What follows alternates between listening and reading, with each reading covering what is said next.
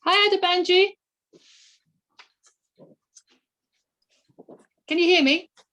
Hello. Hi, it's Maggie. How are you? I'm fine. How are you? Yeah, good. Thank you. Looking forward to seeing what you're gonna do today on your demo. Looks exciting. I'm looking forward to it too. I'm just trying to set this thing up. Okie dokie. I'll let you have a fiddle. Yep.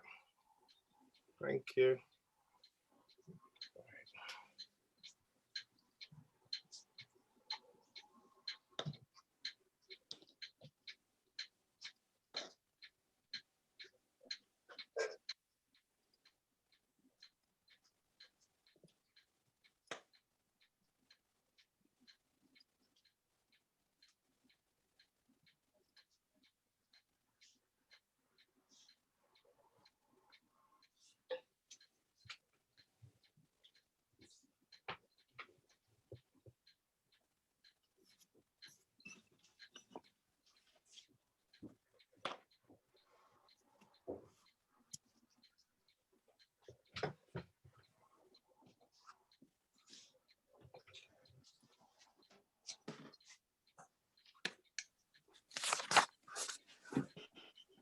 Hi, Adebanji, Jenny Johnson here. Hello. How are you? I'm all right, thank you. All right. All right. Yep.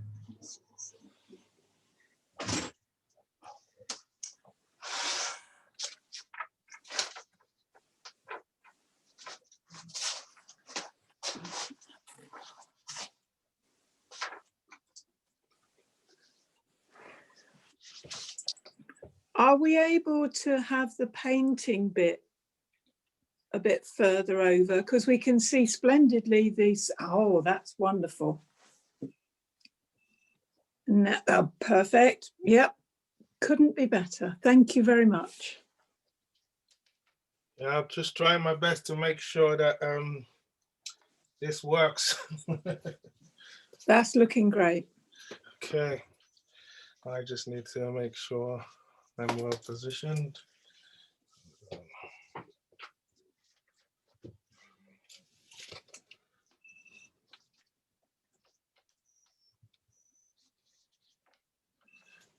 Okay.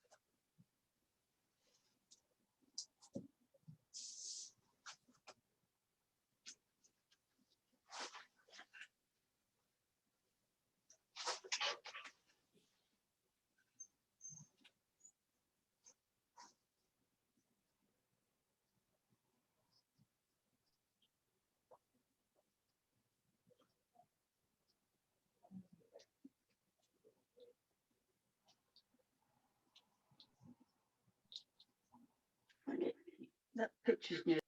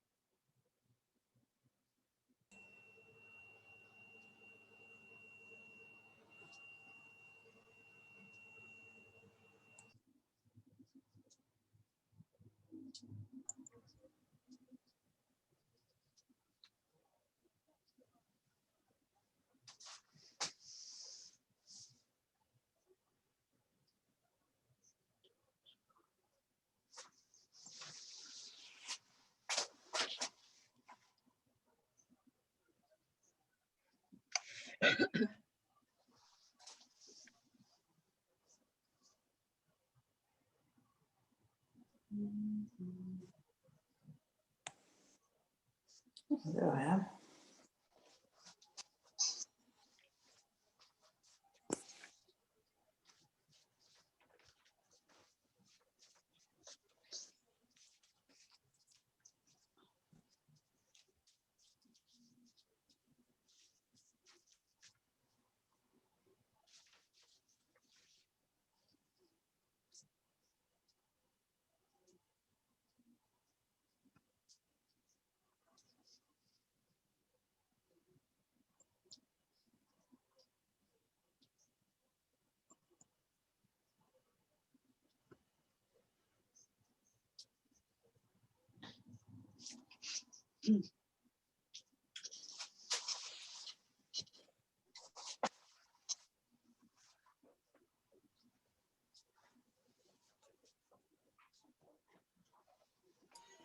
Starts to send them.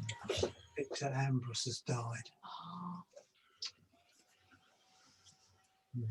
Died at home in his sleep or something.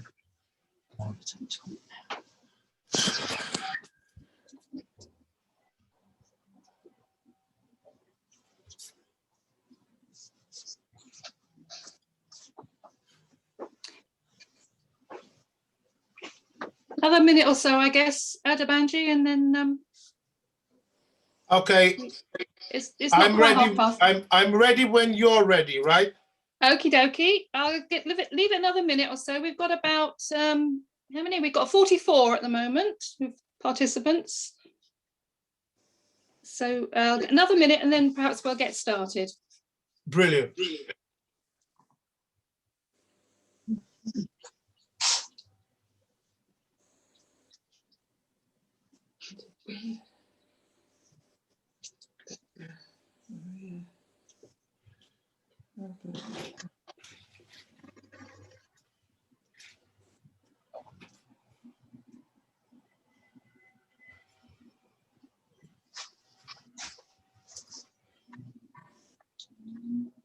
I make it 2:30, so I think perhaps we'll make a start. Yep. So welcome to you, Adebanji, and thank you very much for joining us today. What looks to be an exciting demo, I think. I'm looking forward myself to picking up some of your tips and techniques. Some of us will have seen you appear on the One Show, the BBC One Show, as the resident artist there, aren't you? Yeah. I remember quite a while ago. I remember seeing you. You were doing some portraits or presenting some portraits on the show, which were absolutely great. Thank you.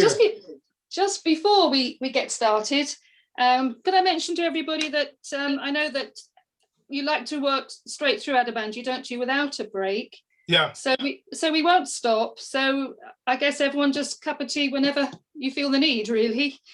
As usual, I'll pass on any questions from the chat function, and Adebanji, you'll be happy to answer them while you're working. Will they be on the chat? Or you tell me when. Will they be on the chat, or will they? They'll be on the chat. I'll monitor the chat. And then I'll read out the questions to you. So it'll just be me asking you the questions. Okay, as we discussed. Yeah. Okay, but if I mute everyone, yes, please. Then that means that I would unmute you. I can unmute myself, can't I? If I need to. Okay, brilliant. Yeah, so that's fine. I'll just unmute when there are any questions to ask. Yeah, And then maybe again at the end, at the end of the demo, there might be an opportunity for any further questions. definitely, definitely. Great. Okay, well, if you get everybody muted, and over to you then. Thank you.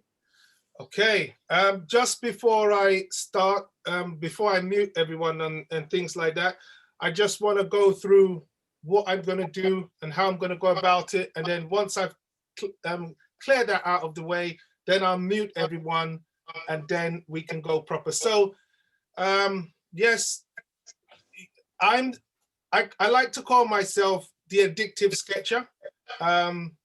So it's just the way I see sketching. I love sketching. So everything about today will be based on being able to sketch rapidly. And that's key for me because I think it forms the basis of everything that I do. Everything starts with a sketch, drawing, even sculpture, whatever you do, you're starting with a sketch. So being able to sketch properly and effectively really helps in any painting endeavor. So this afternoon, I'll be working in acrylic. I'm going to show you my palette here, which is, if I can just tip this thing so you can see. So that is the palette there.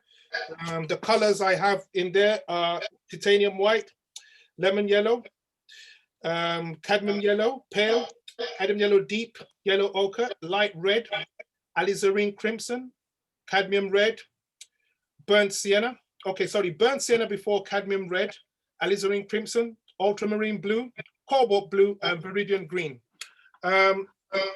Normally, I have the palette on a parallel and vertical to my working, but I noticed that my acrylics were dripping today, so I had to, they don't stick that fine like oil, so I had to formulate a system whereby I have it at about, say, 30 degrees in a tilted form to the upright palette that to the upright surface I'm using today. I'm going to be using loads of different brushes, but mainly they are rosemary brushes, mainly filberts and riggers, and some of them are flat sables too, so that will be on. I'll be sketching to start off with. The kind of things I sketch with are called brush markers. Winsor Newton brush markers. I'm just bringing it close to the camera. So mainly browns, grays, and blacks. It just saves me time. It makes me sketch rapidly. I love them. Because I paint heavily, so I don't need to worry whether they will bleed through the painting and all that. Also, just to tip in a bit of what I've done apart from the one show, teaching at the Art Academy in Heatherley's. This last year, I brought out, we got 2 books published. One is The Addictive Sketcher. This is all about my philosophy about sketching. Some of you might have had it already.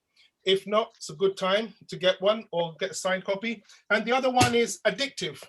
But this one is different. It's not an instructional book. It's just a sketchbook that shows all my crazy sketches of people all around the world on public transport.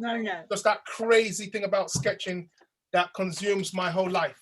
Right, got that out of the way. Addictive Sketcher, Addictive. Now, let's get on with what we're going to do. The way I'm going to go about this is I have a system in place. So I'm going to first of all start with the sketch. I'm going to just read it out because I have a system. So I'm going to first start off with the sketch, and then I'm going to work on the sky. After the sky, I'm going to work on the ground. After the ground, I'm going to work in the buildings in the background and buildings in the foreground. Then I'm going to work on the bus and cars. Then I'm going to work on the flag, poles, and the lights, then the figures, and then details. So it's kind of systematic because this is kind of like all static and helps me to know what will be happening and how it will be happening. Not like plein air where I will be doing this, but things will be changing. Even when I do plein air, I like to stick to one sort of theme. So if it was plein air, I would record the very scene I like on my phone as a picture, and then I can work things out. So that's just to help. The first section is to just get the whole sketch in. So that's where I'm going to start from. Before I start, any questions, please? Can I just say, Adebanji, it's Maggie again. Could you make sure you mute everybody? And also, I think there are a few people who are having a problem getting in. So I don't know if there's anybody waiting in the waiting room that you've noticed. Let me see. For what I can see, there is no one. We have 57 of us at the moment, and there's no waiting room. Oh, okay. I know there's one person who said they couldn't get in. And we've sent her the link again. I set it up for people to get in automatically, you know. Right. Without any problem. That's why some of you were here before me. Yeah. Okay. So anyway, if you get everybody muted, and if people don't want to be watched, if they want to turn their video off, it doesn't mean to say you won't see the demo. It just means we won't see you. So that's up to you. Yeah. Thank you. Any questions before I start? I haven't started yet, so I haven't muted anyone, but anyone just have any questions before I start, after all what I've gone through at the beginning? Just a quick question, if Yes. I may. When you do sketching on site, do you use grid as well? No, not at all. I'm just making, that's why I sketch all the time rapidly, so it helps me overcome the grid. But the grid is for me, because I'm doing a demo and it's a limited time, it will help me know where things are very quickly, and I can quickly get things sketched and in position at a far more rapid rate than I would in life. Thank you. Okay. Any more before we kick off? Okay. I say that I had trouble trying to join the meeting. Yeah. And one of the links says that the meeting was held on the 12th of the 2nd. And it was only on being persistent that I managed to join. Wow. On the 12th? Yeah. I don't know how that happened, you know. Weird. Very weird. But thank God you're here. And I hope other people will be able to land safely in Zoom land. Bye. Okay. I hope so. Because we're 57 at the moment and I'm ready to go. Yeah. So I'm going to mute everyone, and I'll only get questions through forgot her name now. Maggie. Maggie. Okay. Right. So mute all. Mute all. That's it. So.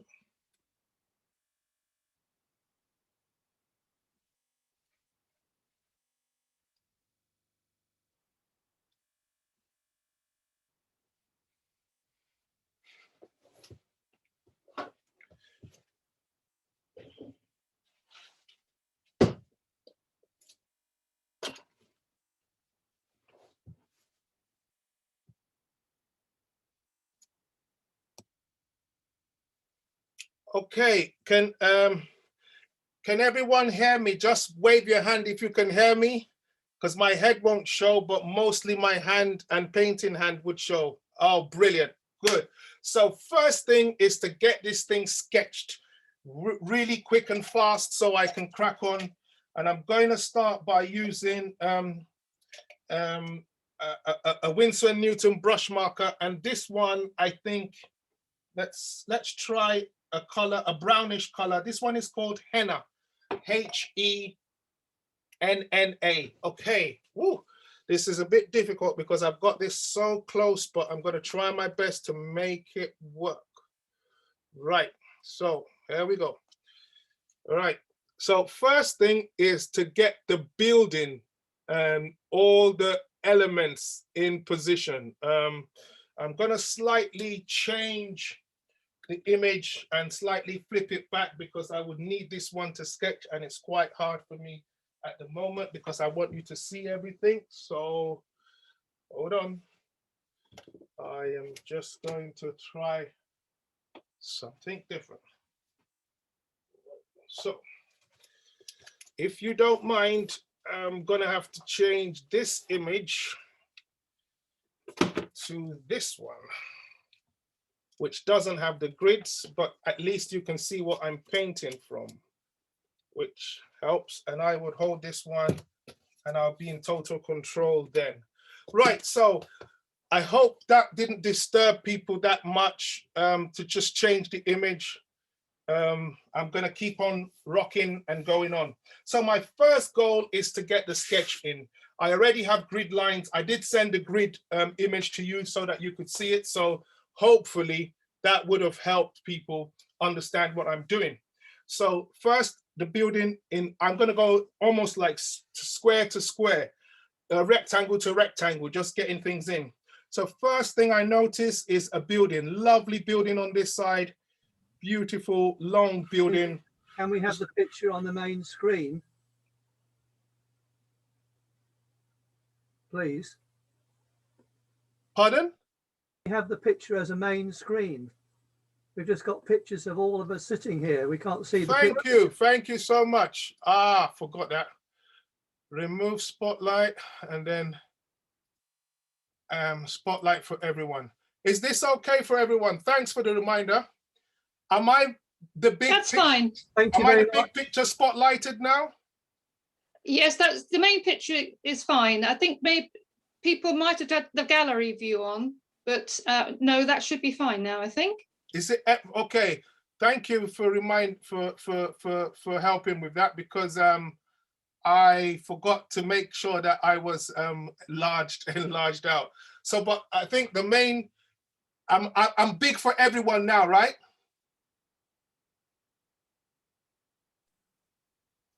Yeah, Oh. you're good. You're good. Okay, good. So I'm now just going to continue with the sketch, make sure just to get the main elements in. So there is a nice light over here. It's a lovely kind of ballish light. I'm just really focusing on trying to get the major little things in the sketch and just make sure I get them and be comfortable with the whole thing just before I get into painting. I love to make sure the drawing feels right and everything feels right about the drawing, just because I'm very, very particular about making sure the sketch feels good. And particularly because it's a very complicated scene. Won't paint it exactly to be exactly. I don't know how else to explain that, but it would be the impression that I get from the whole scene. At the moment, I'm working on the windows just to try and see the levels at which they go. You've got a line, the lines just flying across the place on each level. And I'm just working my way, trying to get where they are and how they work out. So different floor levels now, just being a kind of building man, making sure things work out. That's where I am at the moment. Top floor almost going. This is crazy stuff. Very boring, but just good to get it out of the way and make sure the builders are happy with me. So I'm just going to try and knock in some of the windows in, just to make sure I'm right on the money with this. Just working this through. And then I think there's 2 more on each level. So I'm just going to be running this all the way through. 1, 2, and then another 2. 1, 2. It's just to save my time. And I know I can darken the in-betweens and get the windows where I want them to be just very quickly, because it's never about all these details. These are just things that we want to make sure it makes the scene interesting. But the overall thrust of the work is what is important, and we will gradually come into that as we go along. Now I'm getting to the second building on the level. That second building has a bit of a stop in between here. This side is a bit flat, so we've got 2 windows here, and we have a window here and a window there and a window here and there. And I think this continues, so I'm just going to run this through 2 and on different levels. So you've got 1 there, slightly above. I think it's far higher, so I should stop that one there. And then some other windows come below, just around here and there. And then the other ones, the final ones, just come in right.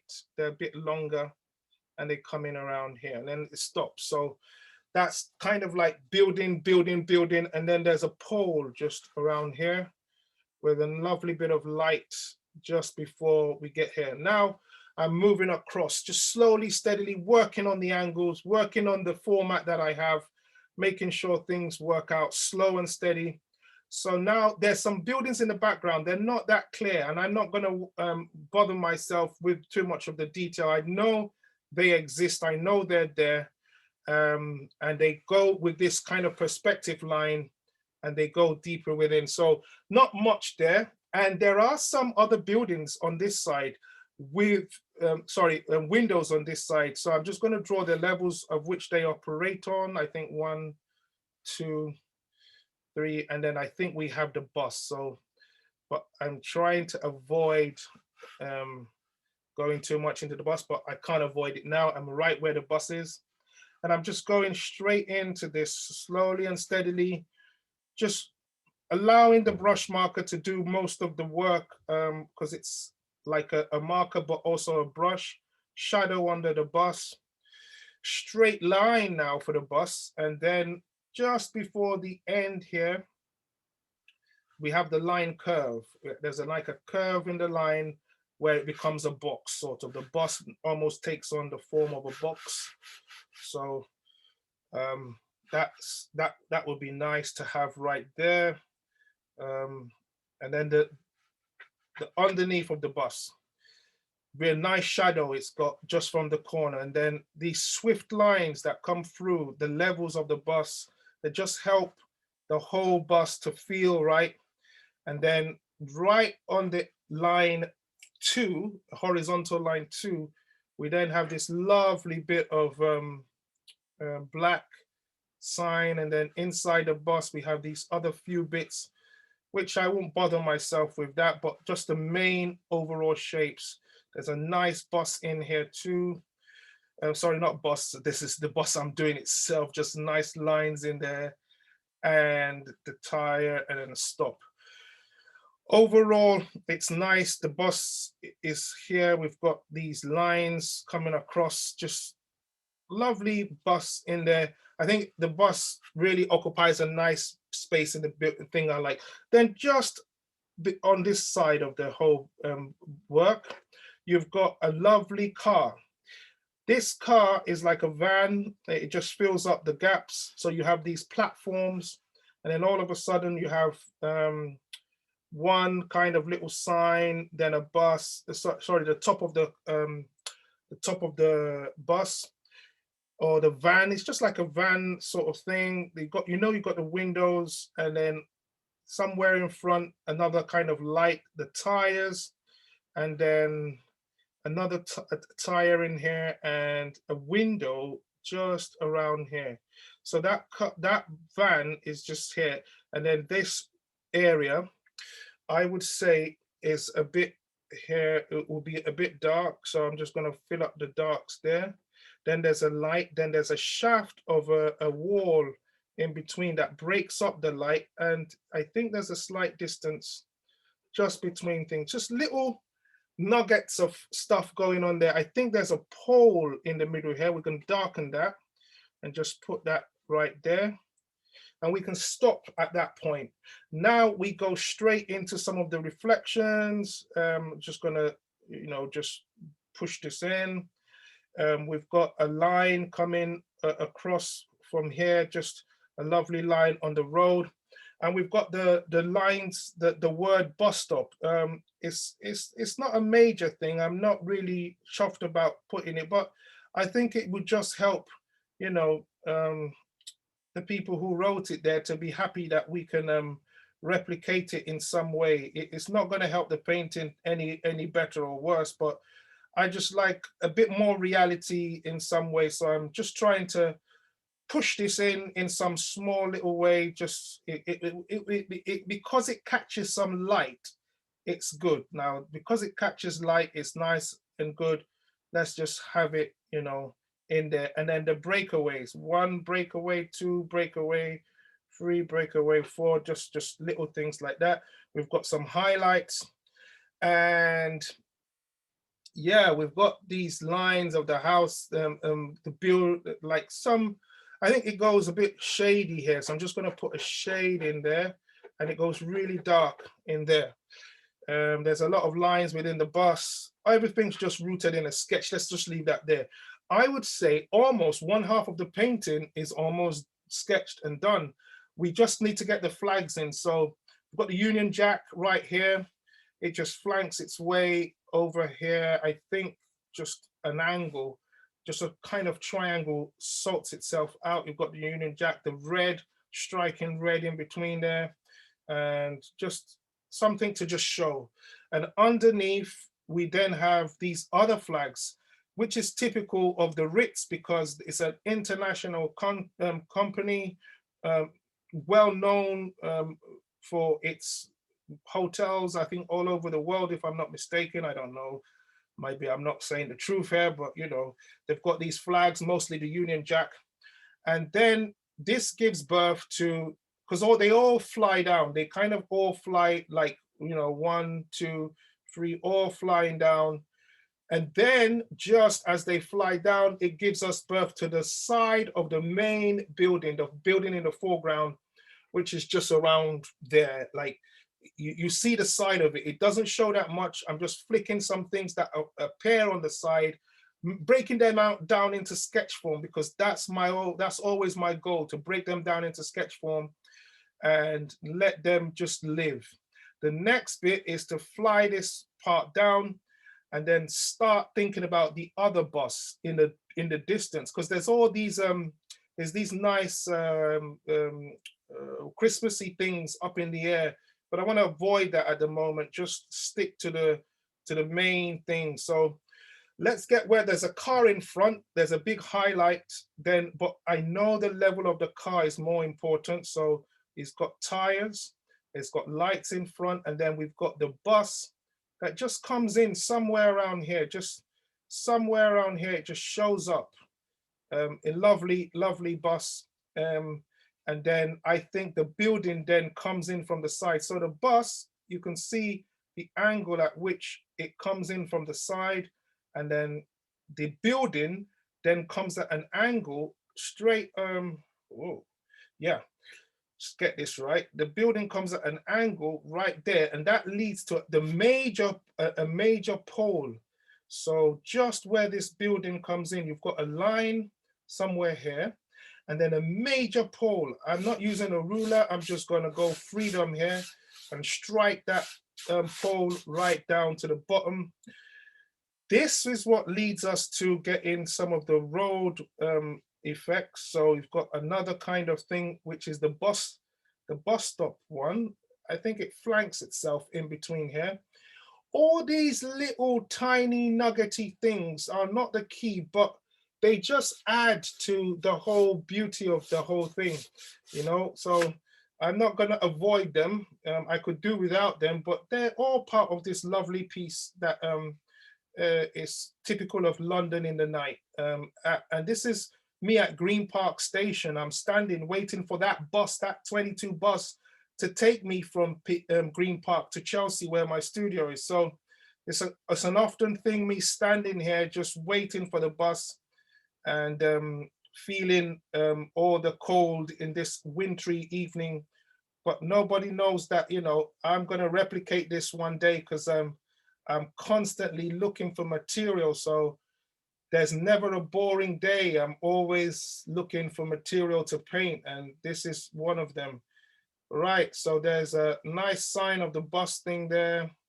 That goes across too.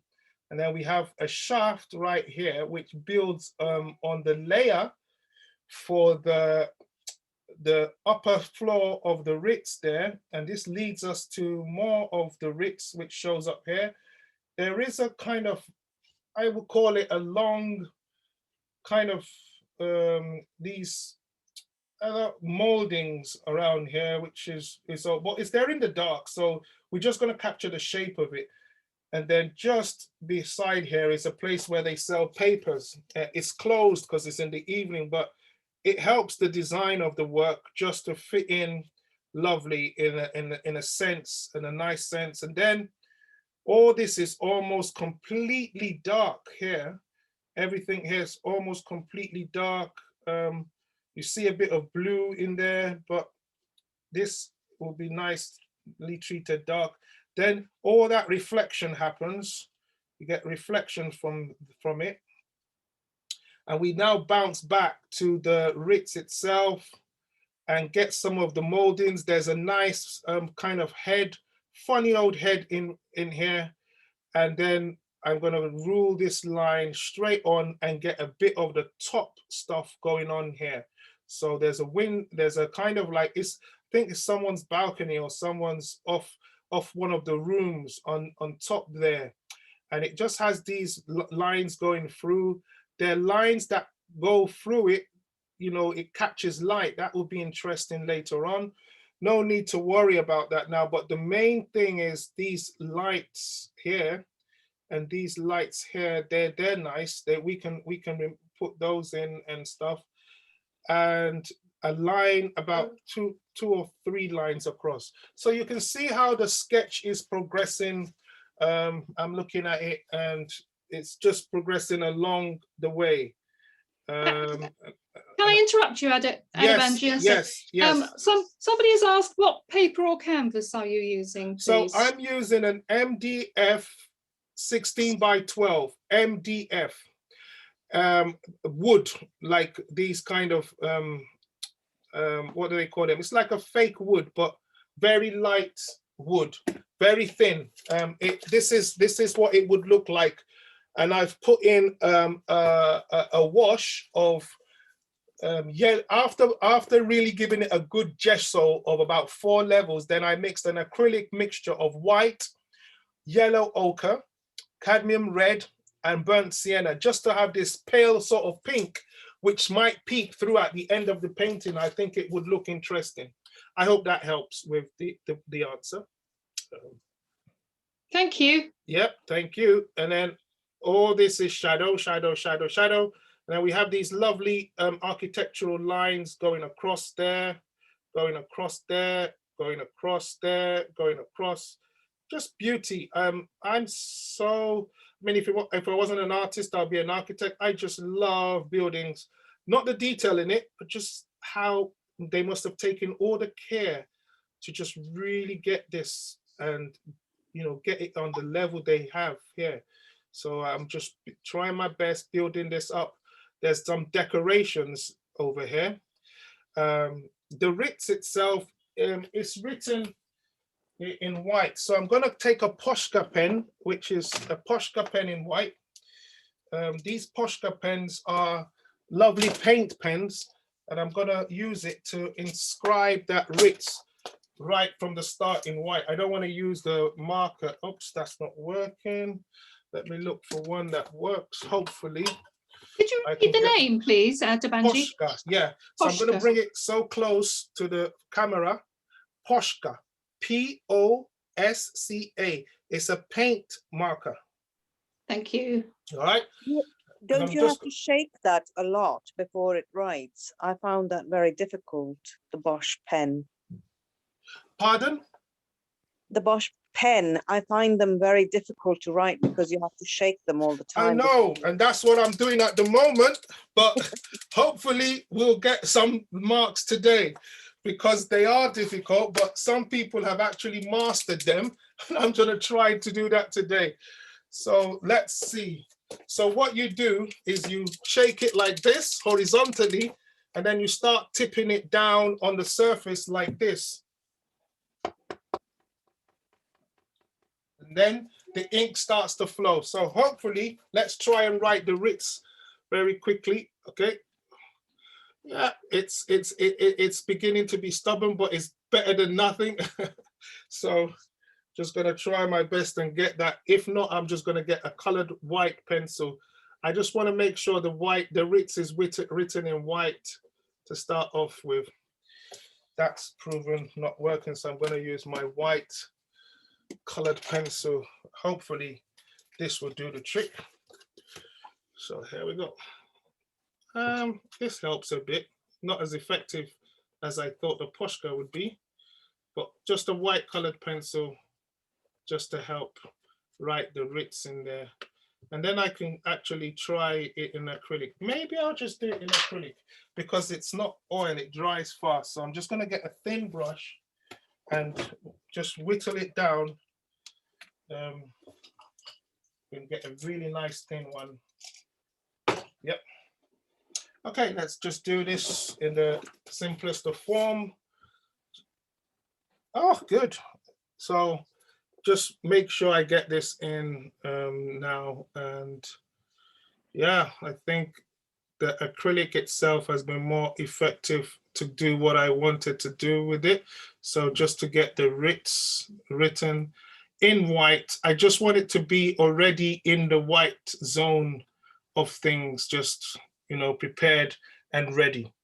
And I'm gonna, because I have this on me now, I'm just gonna use this to get in some of the major lights, like one there, one here, some at the building around here, some over here. So the sketch starts looking a bit three-dimensional, and you feel the whites, and it just feels like everything starting to work out as a monochromatic painting. That's the kind of thing I'm looking to get, like the reflection on the road there, just little things. So I've suddenly just switched to this white thing, which I thought the Poshka, but the person who said something there was so right. It's messed up, and then I've just switched to acrylic, which I'll be using today anyway. So nice savior, the acrylic, just whipping these things in, just carefully feeling a monochromatic jump in the painting, just creating some sort of interest here, and just keep going. And then on the corner here, you get these highlights, these lovely highlights just already formulating themselves around this building as it goes up. And there's another bright light just around just in the middle, I think, around the building here. It just shows up. And then one inside the bus. So I'm just trying to sketch with the white, kind of like funny things that I think will be interesting. Now, I'm going to come back to the sketch in brown, just because I think I've got enough in there, just enough to keep me going. Meanwhile, I forgot I was using acrylic and I had no water ready to wash, so just going to pour some water into to make sure I wash that brush before it gets stiff. That's one crazy thing about acrylic, is it does injure brushes, and once it's hard, I don't think there's any remedy. Right, so I'll save that one. Let's get back to the sketching. I spend a lot of time in the sketching to make sure everything kind of works, because I just believe so much that once the foundation is laid, everything works out. So let's get back to the Ritz. We've got a few of what we need from there, and the decorations and some of it hanging. Now we can come to this perspective inside the Ritz, which has some figures too. So let's go for the whole perspective, like flow. There's some walls. So there's 1, 2, 3, 4, 5 just before this middle column here. So just put in one, and they go thicker as they go along. Just put that there. And then there's 1, 2, 3, 4, just 4. Just 1, 2, 3, 4, just about 4 of them. Just kind of keep that in. All these don't really need to be to perfection, but just want to make sure we get them in. And then the figures, which they're just, I just treat them as lines, like at the moment, just careful lines. They're very small in comparison to the whole picture. Small heads, very important. Never make the heads overstated, just small heads. And then this last figure here was so important because she kind of flanks the whole place. The legs come out, and just there's a few reflections also that bring up, and these ones too have reflections, but they're not as dramatic as this main figure here. She just shapes the whole place up, ready to flow with everything else.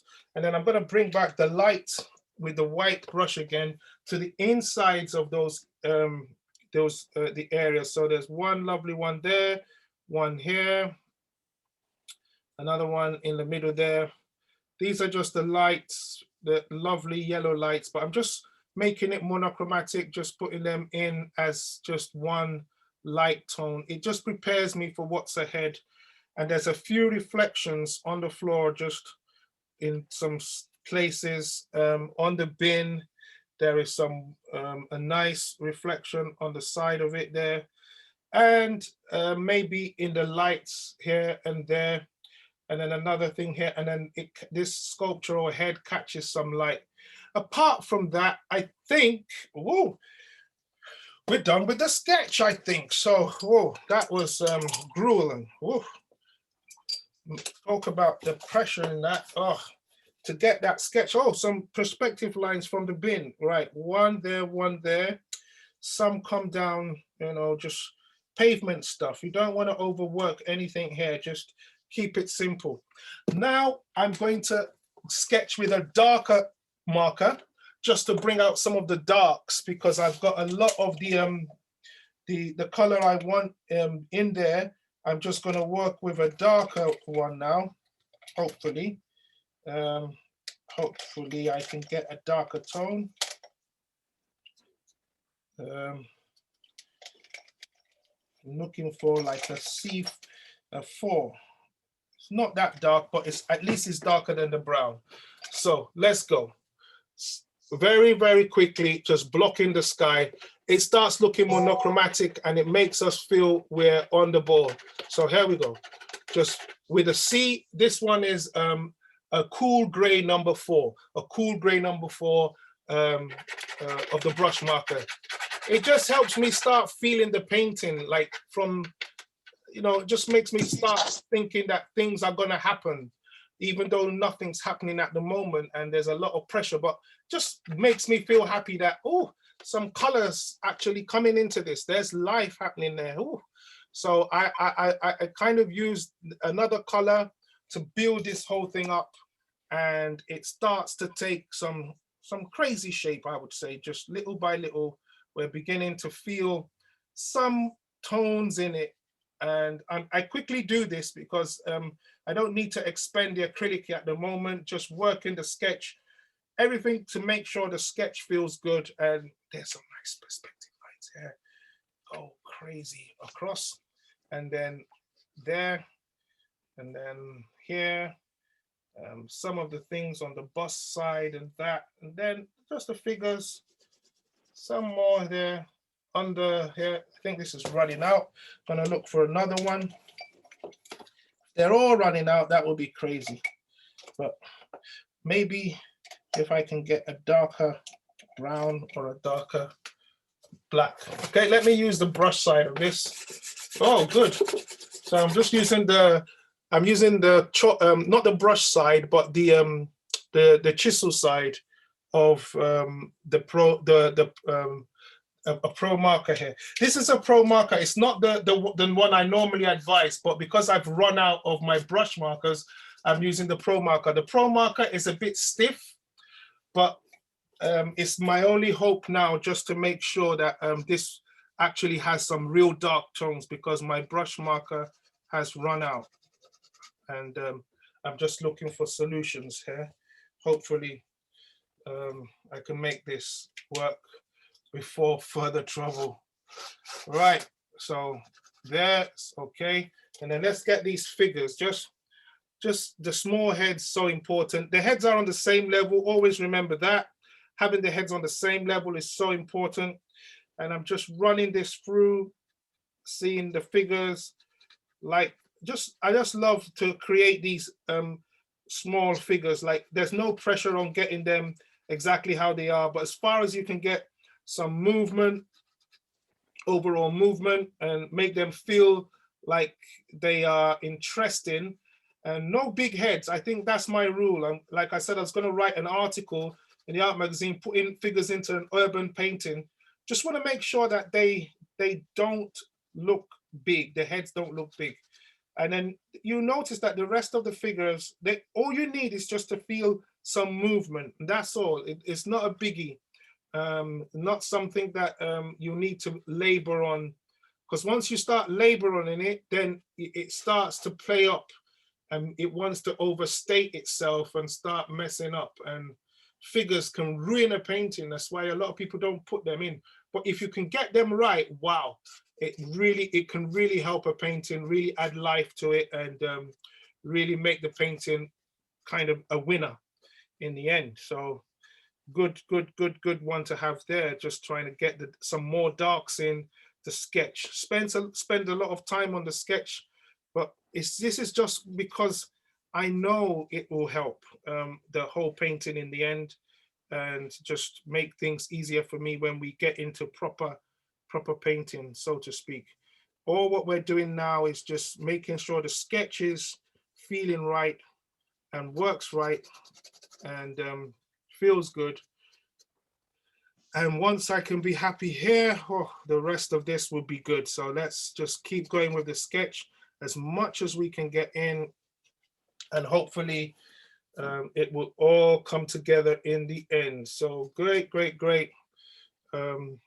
I'm just working on these darks in here, these windows, just making them a little bit darker.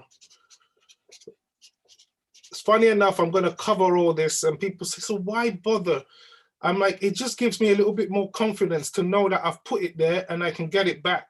So I never want to give up on that. I just want to keep trying my best to add as much information as I can. And when I need it, I know I've put it there before. And if I've put it before, I can get it back. So at this point, I think I've done enough on the sketch. I'm just going to take a picture of the sketch, and now we can go straight into color. So in that case, I can change this back again. And no, let's actually leave it. Let's actually have this in my hand and move to snap this stage of the piece. All right, just get a good shot of that. It's a nice stage of the painting. There we go, that's it. Okay, so next stage is to get the sky, that's it. So we're going straight into the sky. Hopefully we can get this going. Whoops, I hope this is near enough for everyone. Trying my best to meet the requirements. Okay, here we go. Looking for the right brush. It's always about the right brush when these things need to be done. So where are my brushes? I'm lost now. Oh, here they are. Close by. Okay, need the right brush. Ooh. Okay. Okay, so I've got one which is nice and angular. It feels nice. It's just one lovely brush. And this is what I'm going to use to start off the sky and keep on with the painting. The sky color is just, I'm going to mix cobalt blue, alizarin, and ultramarine, and a bit of green, and a bit of sienna. But overall, it will have more kind of a purplish feel to it. I'm going to start off a bit light in the distance, even though this perspective stuff doesn't really matter at night, but because this is a painting, I still want it to feel. So in the distance, right from here, I'm just going to quietly start moving across, just going along with this brush and just softly, steadily moving across, just working the tones of the night sky. Just a lovely night sky, remembering where the buildings are and the flags and all that, but just going up from there. I'm just going to add more blue to the area where the flags are and make it into a kind of dry, brushy feel, because I'm still going to go over that. Yeah, just rub that in and then get the way that moves and across, and just quickly start getting into some darker tones towards the top. Again, keeping ultramarine and alizarin into the mixtures and filling up the gaps. Get some cobalt next to that house so that it just feels great. Just, yes, I've gone straight into a bit of cobalt there, just working with that, and all over just around here, I can fill up that place. There's nothing but dark sky where that is. Just make sure I've got a sky. All I need is a dark sky. There's no big issue about that, just to get a dark sky, which the only place I've gone a little bit dry brushy is where the flags are. So got that in, quite happy with the blocking of that. And yeah, I'll leave that there. So first bit of sky done. So the next thing I'm going to do is the ground. So all the ground, try and get all the ground in. So clean that brush really well. Make sure there's no much paint. And I'm just going to go straight for the ground. Nice tones and colors on the ground. It feels good. So I'm now going to be working straight on the ground. So I'm going to work on this section, which has some nice ochres and nice greens and nice reds. So it's a mixture of ochre, cadmium red, and a bit of green, just to add that electricness to that area. So just fly out from the side. You see how that color is so intense here. Then I add some yellow to it, just as it goes along. It's a night. Remember, it's the night. So a lot of the colors are electric, but they reflect on the floor too. So you see me just going slowly and steadily with the brush, just kind of like filling in those areas, and then add a little bit of white as you get closer to where the light is, you know, just some of it just really comes in close and lovely and nice, just around that area where the car is there. And just see how I'm navigating across, just carefully now. And this moves us into the zone where the bus stop sign is. In that area, it gets a little bit bluish. So just gonna add cobalt blue to my yellow ochreish mixture. And what that does, I'm gonna be working through the letters. It gets a bit darker. Just gonna work through the letters. I can still see the letters, but it will get a bit darker in between them. So I know there was a P there, there was an O there. There's a T around there. Just make sure I don't lose what I'm doing completely. And now I'm going to go a little bit brighter with the cobalt and white and a bit of yellow as I get nearer to the bus.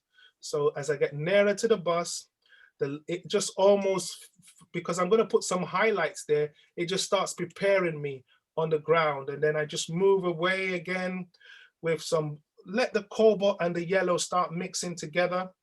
And remember, there are markings on the road. So I'm just going to go off all this, just mixing in the cobalt, yellow, carefully just finding my way across this, you know, because there's a lot of things happening. I want to keep it simple. So as I'm doing this, I'm not making it exactly like, oh, it has to be dead on, but the overall feel. So it's like squint a bit and not capture the whole thing, but just the feel of it now. So that would do. And now there's some reflections from the bus. So I'm not going to make them heavy yet, just nice reflections on the floor. Just build them up slowly. There's some nice ones here. Just build them up because they're nice highlights on the floor, just carefully building up that whole lovely light that comes through. And then it gets really sharp at the end towards there, just really high light. And then on the pavement, you get some of it there coming through. And then it moves back into kind of like yellowish again, bright yet golden yellowish towards the edge of this road here. You're going to see it gets a bit golden and really electric yellow sort of. And you want to keep that going to the corner, to the sides. And yeah, some of that also I'm going to rub some of it also in the road, create some dry brush effects just along the road here, and a bit of that dry brush effect just flying out from the bus area there. Just keep that alive. That stroke there is wrong. That was, whoa, deadly wrong. How nothing like that exists in the painting. So I'm just going to pull back on that. That was a wrong stroke in that corner. Yeah, but I think just reminds me to keep that area cool. And remember, we're working on the ground. And then there's nice shadow under the bus, a nice shadow under the bus. So I'm gonna go, I haven't changed my brush, it's the same brush I'm using, this kind of like flat corner angular brush, and I'm gonna work on the shadow under the bus because that's also part of the ground. So it comes in, flickers into the tires, creates some sort of shadow on the floor and under the bus. And He then a hadn't even few, started yet when I went. oh, all right, well, here we are, we're going, we're moving slowly, steadily.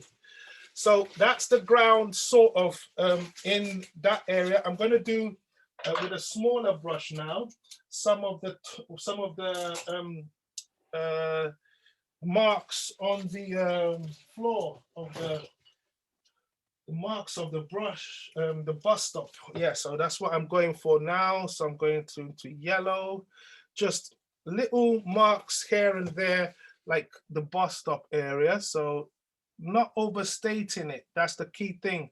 So there's a U and there's a kind of yellowish sort of color for the S. It's just keeping it simple, not overworking it. There's a P there, just clearly not over, just, can we just keep it simple? The T and the S, just slowly and steadily work across and then just keep everything.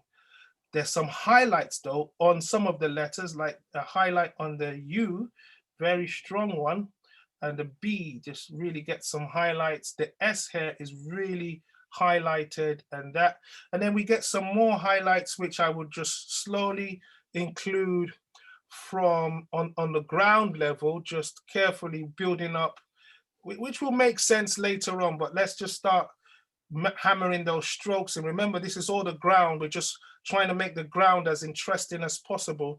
And there's highlights on it, and everything is just really bright and highlighted. And just running my paint across this, not in no particular formula, just going with the mood and the motion of the whole scene. That's what I'm doing at the moment, and hopefully it will kind of result into something in the end. So making sure I pound up some light highlights on it, just feeling good. And then in between the letters, some of it will end up being dark. So like some of the letters, you get these dark passages just around it, so you can feel what's written on the floor just in between them and around them. Just in the B there, the B, it should have some darks, you know, and just moving across. So the ground, again, I'm moving here, just making sure I get some darks in between, just around this area, how it fades in.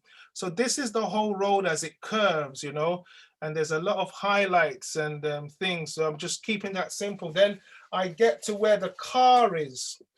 And if the car, all you can see is the tires of the car, where it hits the ground, and mostly it's dark. So I'm just gonna hold on right there because I'm not onto cars yet. And then there's a tire here.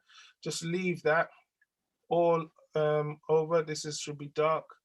And I'll stop right there. Let's move to the ground inside the building itself, just because that's still part of the ground. Let's get the right brush for that. Need a brush that would really make me feel comfortable. Yep, I think I've found one. It's a smaller angular one. This brush is smaller. Let's pull it back, smaller from the one I was using before. I think it'd just be great to continue the ground with. So most of the ground inside that building is yellow ochreish and golden, and it has some sort of brown. So I'm using the light brown. Yes, that's fucking well did. I'm using the light brown and just working my way through, just little marks here, just little tiny marks, strokes, looking at it and just focusing on how I can just build in these golden tones, I would call them, inside the Ritz area, because all this is just tones, they're just shapes. And that's how I read them, shapes, tones on the floor, in the most interesting form and shape. And if I can merge them together and just paint the impression of them, what happens is they kind of end up merging as if I've taken them so seriously, but I've not. It's just shapes, little marks and shapes on the ground. So at the moment, we're just focusing on ground level, just everything about the ground, just making it work sort of all over. There's a kind of dark feel, dark reflection of the bin on the ground. So just working that in too. And then it gets a bit dark towards the edge. So we keep that kind of alive. And then Adebanji, sorry to interrupt you. Yes. I have another question for you. Yep. Somebody would like to know what brand of acrylic you use. Oh, so the brand of acrylic I'm using, there's two. There's one called I don't know how to pronounce it. I'm going to try and get it. There's one called Las Cooks. Not heard of that one. LASCAUX.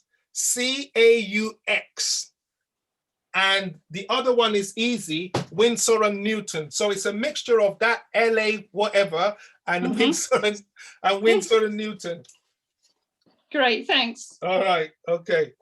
And so here I'm just really working out again on just reflections, just crazy reflections on the floor. And it gets dark towards the end because there's a dark kind of like feel around that shop that's closed.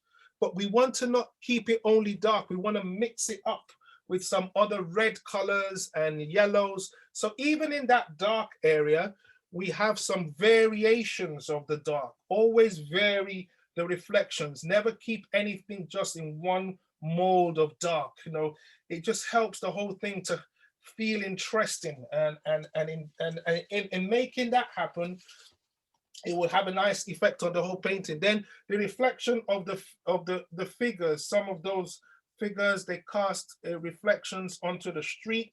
Everything is done in a very almost carefree manner, because remember, this is you capturing a scene that is kind of moving.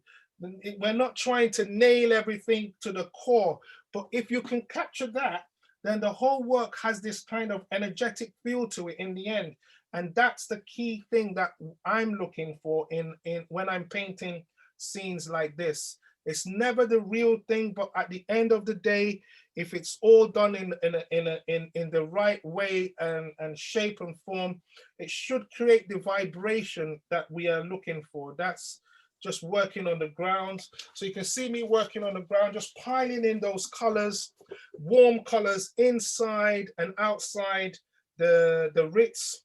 And if there are yellows which come across, heavy ones, I'll just nibble them in.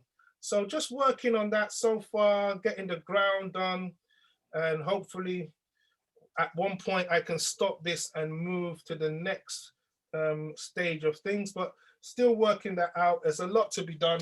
I'm now going to pull out some lines just to make it look a little bit interesting by taking into consideration some of the perspective lines on the pavement, just so it can feel right. So there's some of them that fly out there, some of them fly out here, and then there's a few ones that break in between the whole work, which then catch highlights. So you get some highlights coming in on the road, just there, a few lines coming there, just lightly. I don't want to overwork it yet, because towards the end, I'm still going to come back, hopefully, and knock in those lights. So here we just, piling on more of the lights coming in. These lights are all coming in, artificial lights coming in from the Ritz itself. This is a night scene, so it's a lot of artificial neon light and tungsten lights and all sorts just coming in. And I'm just trying to keep this ground interesting by just keeping some of it alive, having pavement and stuff. And I'm going to stop right there. So for now, apart from where I want to move on into the middle, which is around here, I'm just going to bring this towards the edge. There's some real highlights which I want to capture. And these are just yellow and white lines I'm thinking of some here that moves to the edge, another one to the edge, and then it curves in, and then you've got these heavy highlights on the road, just really heavy highlights, just trying to work my way through, just keeping it simple under the bus, and then move away from the road. So now we're going to go to the buildings in the background and then the buildings in the foreground. Buildings in the background, they are very dull, very dull. They mustn't shout at all.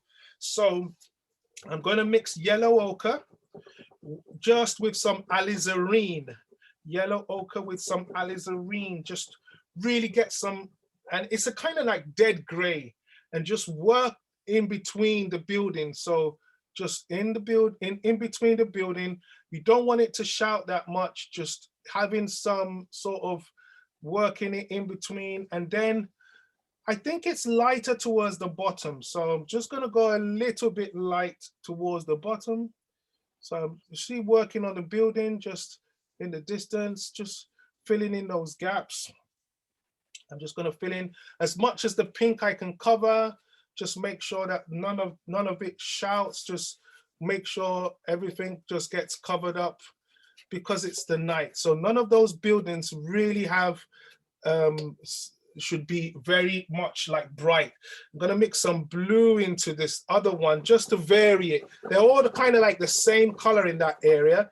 I just kind of mix that up. So somewhere, okay, let's make it a little bit light, because then we don't want it to just look so crazily dark, but getting the right tone is so important. So just want to keep it in a grayish mold, because we don't want that area to shout out in any form or shape. So but we want to know that there's buildings there. That's the key thing. And we can brighten any side of it afterwards. Just fill in that area. And I think as you go along, as it goes along, it gets brighter at the edge. So just at the tail end of it, it picks up some light, and then it goes back into the gray zone again. The gray zone again, just, you know, all this comes into the gray zone in the buildings in the background. And then a few of it gets light towards this where the lights are, but not that much. So we're not going to overstate that. Just we notice that the light then changes, and then we have this, all that area gets in dark. So I'm going to mix some green and viridian green and ultramarine and viridian, just and alizarin, sorry, alizarin green and some ultramarine, just to create the darks of the buildings now, because all of a sudden it just fades into darks. That was too sudden, so I'm going to make it come off a bit. Just really keep that across. And then for the tops of those buildings, I'm going to just slightly make that purple. So alizarin and ultramarine, just for some of those tops of the buildings that we put before, because they almost blend with the sky. We can hardly see what's there. And then out again with the faintest of tones that will show a little bit of contrast in the buildings, very faint. So just carefully going in between, putting in some of the faintest shots into this area. So it blends out and then completely just flows with the rest of it there, because we don't want anything in the background to have any sort of attention of such. So soften all the edges in between.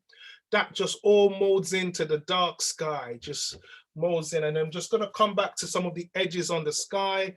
Maybe I can work some alizarin with ultramarine, just some of the sky color again, just to close in the gap there, just carefully, and get some sort of feeling to the building here, because part of it goes in there and it's straight, and then part of it comes out and then straight again, and then you've got the building, and then all of it just vanishes. So it's hardly there. It's there, but it's hardly there.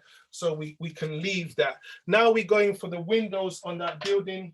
We just need some few lovely marks. So I'm going to get a long brush, which is just a nice long brush, a rigger.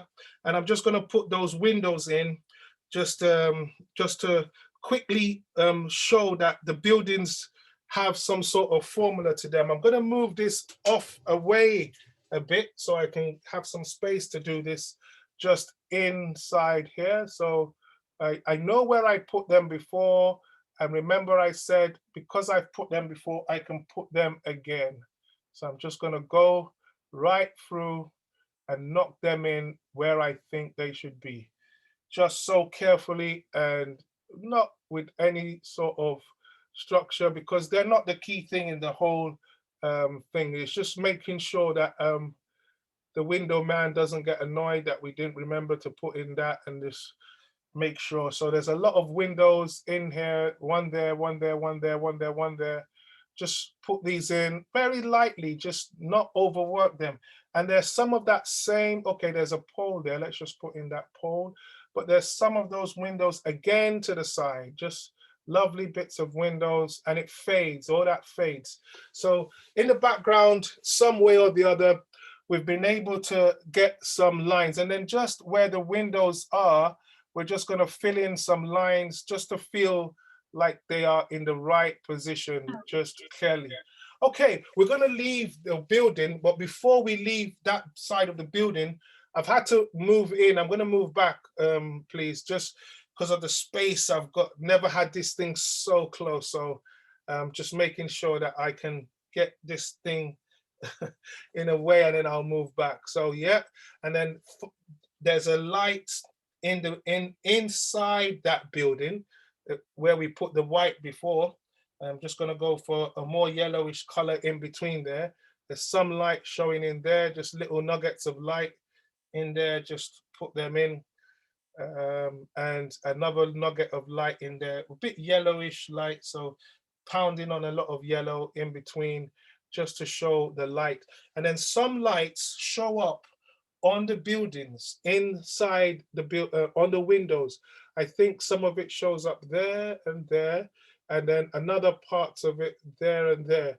And I think that's all. And then some of the building itself is brighter along these lines. So we're just going to brighten some of the building up just around here. And I'm going to pull this back into position just so that it feels right as it goes up, and we can get back to level ground again. Okay, actually I remember that there's some ground to cover here and some darks in between. So I've just pulled this away to give me that area to go in, and I can pull back now to position again.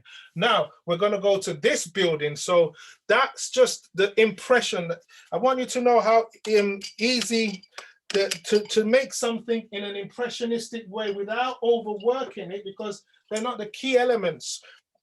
So now we're going to the building in the whole thing, which is the main building, which is the Ritz. And let's just work on the outside, on this side first of all. So there's ochre, a bit of ochre, alizarin, and cobalt blue, just to create a warmish gray, because this is the night time. So it still has to have some sort of warmth to it, but that grayish feel to it, which is what I'm looking to get. And I'm just going to pound on straight in. Whoop, too dark, what that was. Just going to move out of it a bit, just create some warmth. Once I'm happy with what I've got, then I'll fly in. Yeah, I think that works. So just got that nice bit of lines going up, and there just around the bin area, it's a bit dark. So just going to go a bit dark around there, but keep that going. And then all of a sudden, the light of the building changes. It changes because the Ritz then has more light to it. So once it gets to this angle, it changes, but I can use that dark tone that I had before as the shadow on the building. So I'm working for the shadows, ultramarine, blue, and alizarin into those same mixtures with some red, and just create the shadows just straight away. Creating these shadows just helps, you know, when I get to those places, to make it easier. So just create those shadows in between. And on this side, we have a lot of it just around here, there, and those shadowy columns that we did before. It's just to fill it up and vary the tones. So some of it does look a bit golden, and ready to go. And quickly now we can go into the main shot of the Ritz color, which has a lot of lemony yellow that has been, moved. So I'm going to move into the same mixture, but with some lemony yellow, just carefully moving across and get into the Ritz proper. Just get those lines in, lovely lines, and just move them across. Just quickly, just clearly go straight on, plain, sharp, and moving across and fill up that whole area. So in a very quick form, there's a mask there that kind of like a sculptural head that catches light. And then on top of it, it gets dark because the top doesn't catch the light, but the bottom does. So we're just gonna make that an impression, just an impression, don't need to overwork that. Now the top part has more light, it's brighter than the bottom. So more lemon yellow and ochre and white to get these top parts here, lovely, lovely colors just on the building here, just sweet, sweet, sweet tones, lovely building tones, just to create this night shift, lovely night colors. And then towards the edge, it just kind of goes dark again. So I'm gonna mix some cobalt blue into that mixture and into a gray on my palette, just to fade it off again, because then it just fades off into this dark, crazy mixture. So I want to make sure I keep to that, all the way through. Then inside the we can see a little bit inside a window, which is there, and that has some browns. And I'm just going to fill up a whole dark around this area because I can come back within it with the light afterwards. And then I can see some nice tones inside the window, like some warmth. It shows they've put on the light inside there. So just play with some tones in there, whites and lovely kind of colors in between there. Just keep that fresh and open. We can come back to that later, but that helps. And now we can go into the side of the Ritz that is in the dark. So we need cobalt and sienna and some blue just to go on the edge of that, and just everything just goes dark around there. And we can just flip the sides of it because those are where the flags come out. And then we go into ochreish kind of golden tones again to the side of the building, just the side of the building. And just keep that going to the bottom where some cobalt will go because it's dark around there. And then that creates the side of the building on that faces the road. And there's a light in that area. Some sort of light just catches the area just there, and it goes dark again in there. And it's just lovely counter change before we get to the bus. And just because I didn't do much of that before, I want to carefully work in the sky because there's a lot of decorations there. I'm just going to put cobalt, a grayish cobalt blue with ultramarine, just to show the sky in the area where the decorations are. So all this area, I'm just going to mix it into the sky color because a lot of that is happening inside of this place before we get into the sky proper, and then just make it deep blue and alizarin again to join into the sky color, so we don't actually know where it blends within, and we can continue the whole sky from there. Just create this beauty, join up there. And now we can go straight in to continue the building here. The Ritz is full of these tones, lovely tones. So let's just get in those golden tones within the Ritz, inside of it. Lovely bits of pieces, carefully, the warmth in there. You can feel that warmth all over here. So put those in, let them feel a little bit golden. So the light, so I'm going to add some red to the cadmium yellow deep, get this orangey feel inside of there. Nice kind of feeling. Just scrub some of it in between and then get some yellow into it. So the yellow, everything here, we want it to feel electric. So I'm just working to make sure these tones feel right.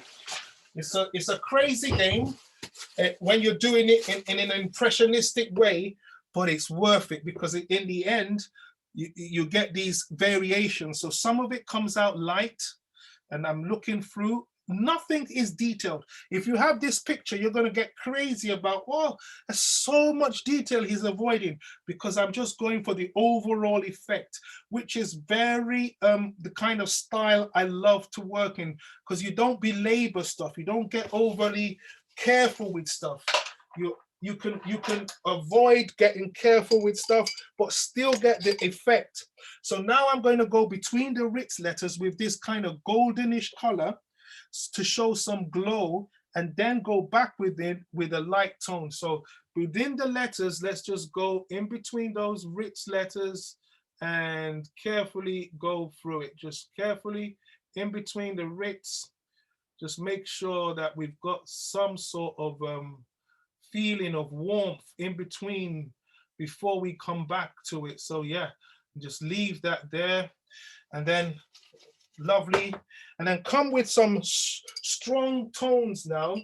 These strong tones, I'm going to get a brush that I think more like a round brush to go in between the columns. So this kind of round brush now, where is that? Just a round brush in between the columns. I'm just also checking the time. Okay, 3:45. We ain't doing badly. Right, here we go. So back to business now. I'm going to put some Christmas green decorations falling from below. I'm going to mix green with alizarin because they're not bright green, and they're all falling from just up in the area, and they come down. And I'm just going to mix them up so they don't look too green. And as they go down, they go into this red decoration level, which I'm also trying to scheme down, but I'm just putting them through. And all this just plays some really nice games. I'm going back into the green again, and I've got this green thing hanging out, coming here, lovely, just sticking together like a wreath sort of thing, and another kind of thing. They all meet in the center, and there's some reds. It's all an abstract feel, this whole area, all an abstract feel, until we get to where we can actually see some gold, some columns. These columns, I've mixed green and red with ochre just to create these dark columns, and a bit of blue just to create these dark columns. So here I go for the dark columns. 1, 2, 3, 4, 5, 6, 7. Keep them going, keep them warm. Some of them looking too dark, so warm them up again. Oh, then these ones need to be dark because there's contrast. Yeah, so keep the contrast going. And then across it, the lemon gets really hot, sort of just around where they end. So just putting the sides in, and towards the end of the whole thing, that cuts through the figures, you see where they end. So they end just carefully between the figures and nicely shaped. Now we're going to get the lights in between.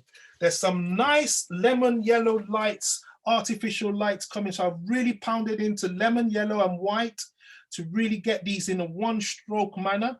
I'm going to start from the end. Let's get some real nice yellows in there because these are going to look electric in the end. So here we go. In the middle now, 1, 2, 1 shot, 3 and 4. Just keep these alive. Vary the colors in between so it doesn't only look light and right. Yeah, just keep some of them golden and some of them bright in between. Nice lights, night lights, and then a full blasted yellow just towards the end because we're going to reflect that yellow on the floor. So we're going to dirty up a bit, but still keep that integrity of the yellow, and watch the highlights just come on the floor, in the middle, and over and here. That's why I didn't want to do everything on the ground the other time, because I know I can still come into this and get some real good lights on the floor and some golden ones too, just on the edge like that. Just work this thing up and make it look cool. And then I need to join up the lines in between. So all these lines in between, but look, everything is done carefree, no overworking, no overcooking stuff. Now let's go to this side, the red. I know that store is red, but it's nighttime, so I'm going for alizarin and cobalt to cool the red down for the top of that shop. Just a shop where the people who take you on the tour normally sell their pamphlets. Then there's a gray field by the side, a grayish dark by the side.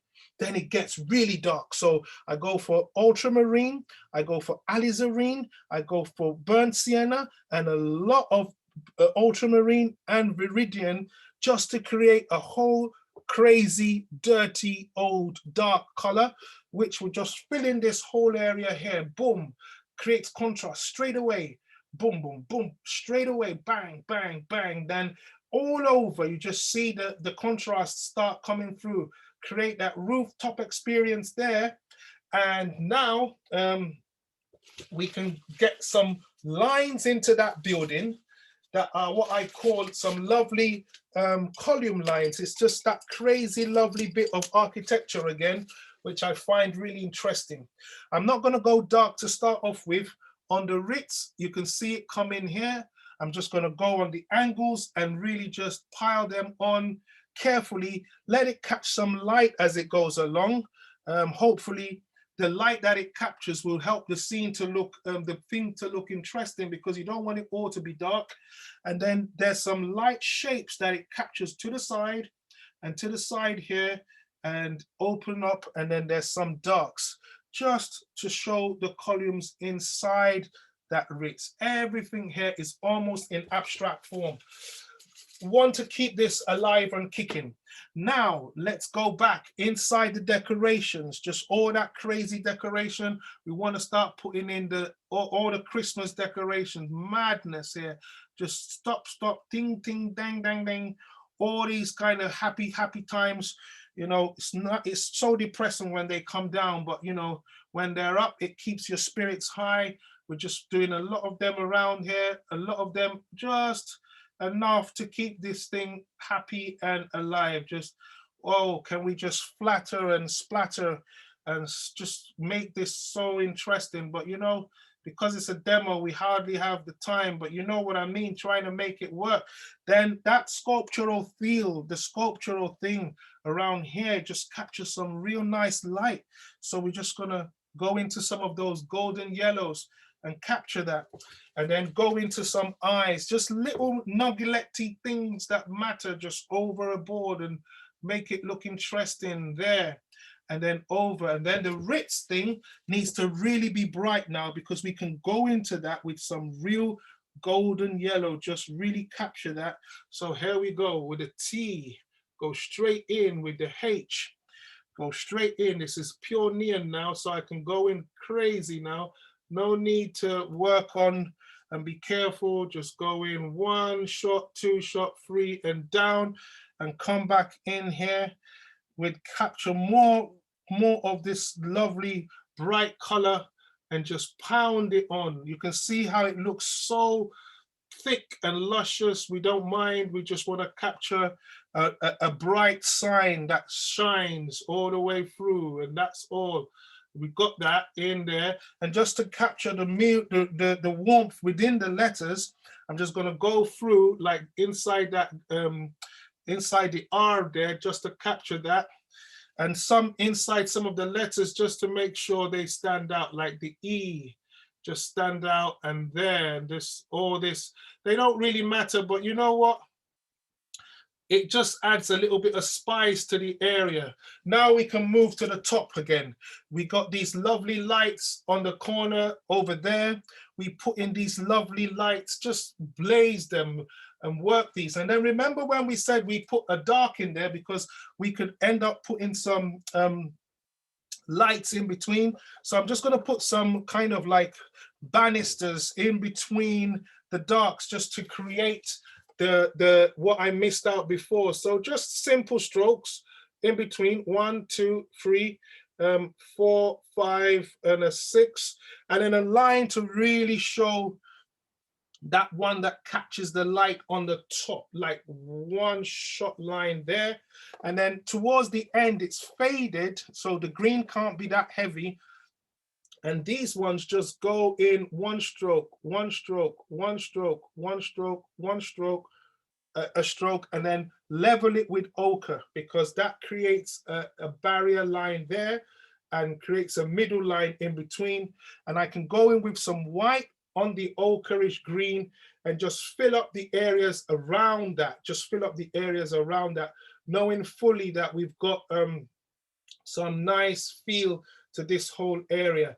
And now we're just going to work on a light shape here, which is a light that is captured by the side, and some golden tones by this side. These golden tones just caught by the side of this whole element here, which is like a column, just to create that interest again.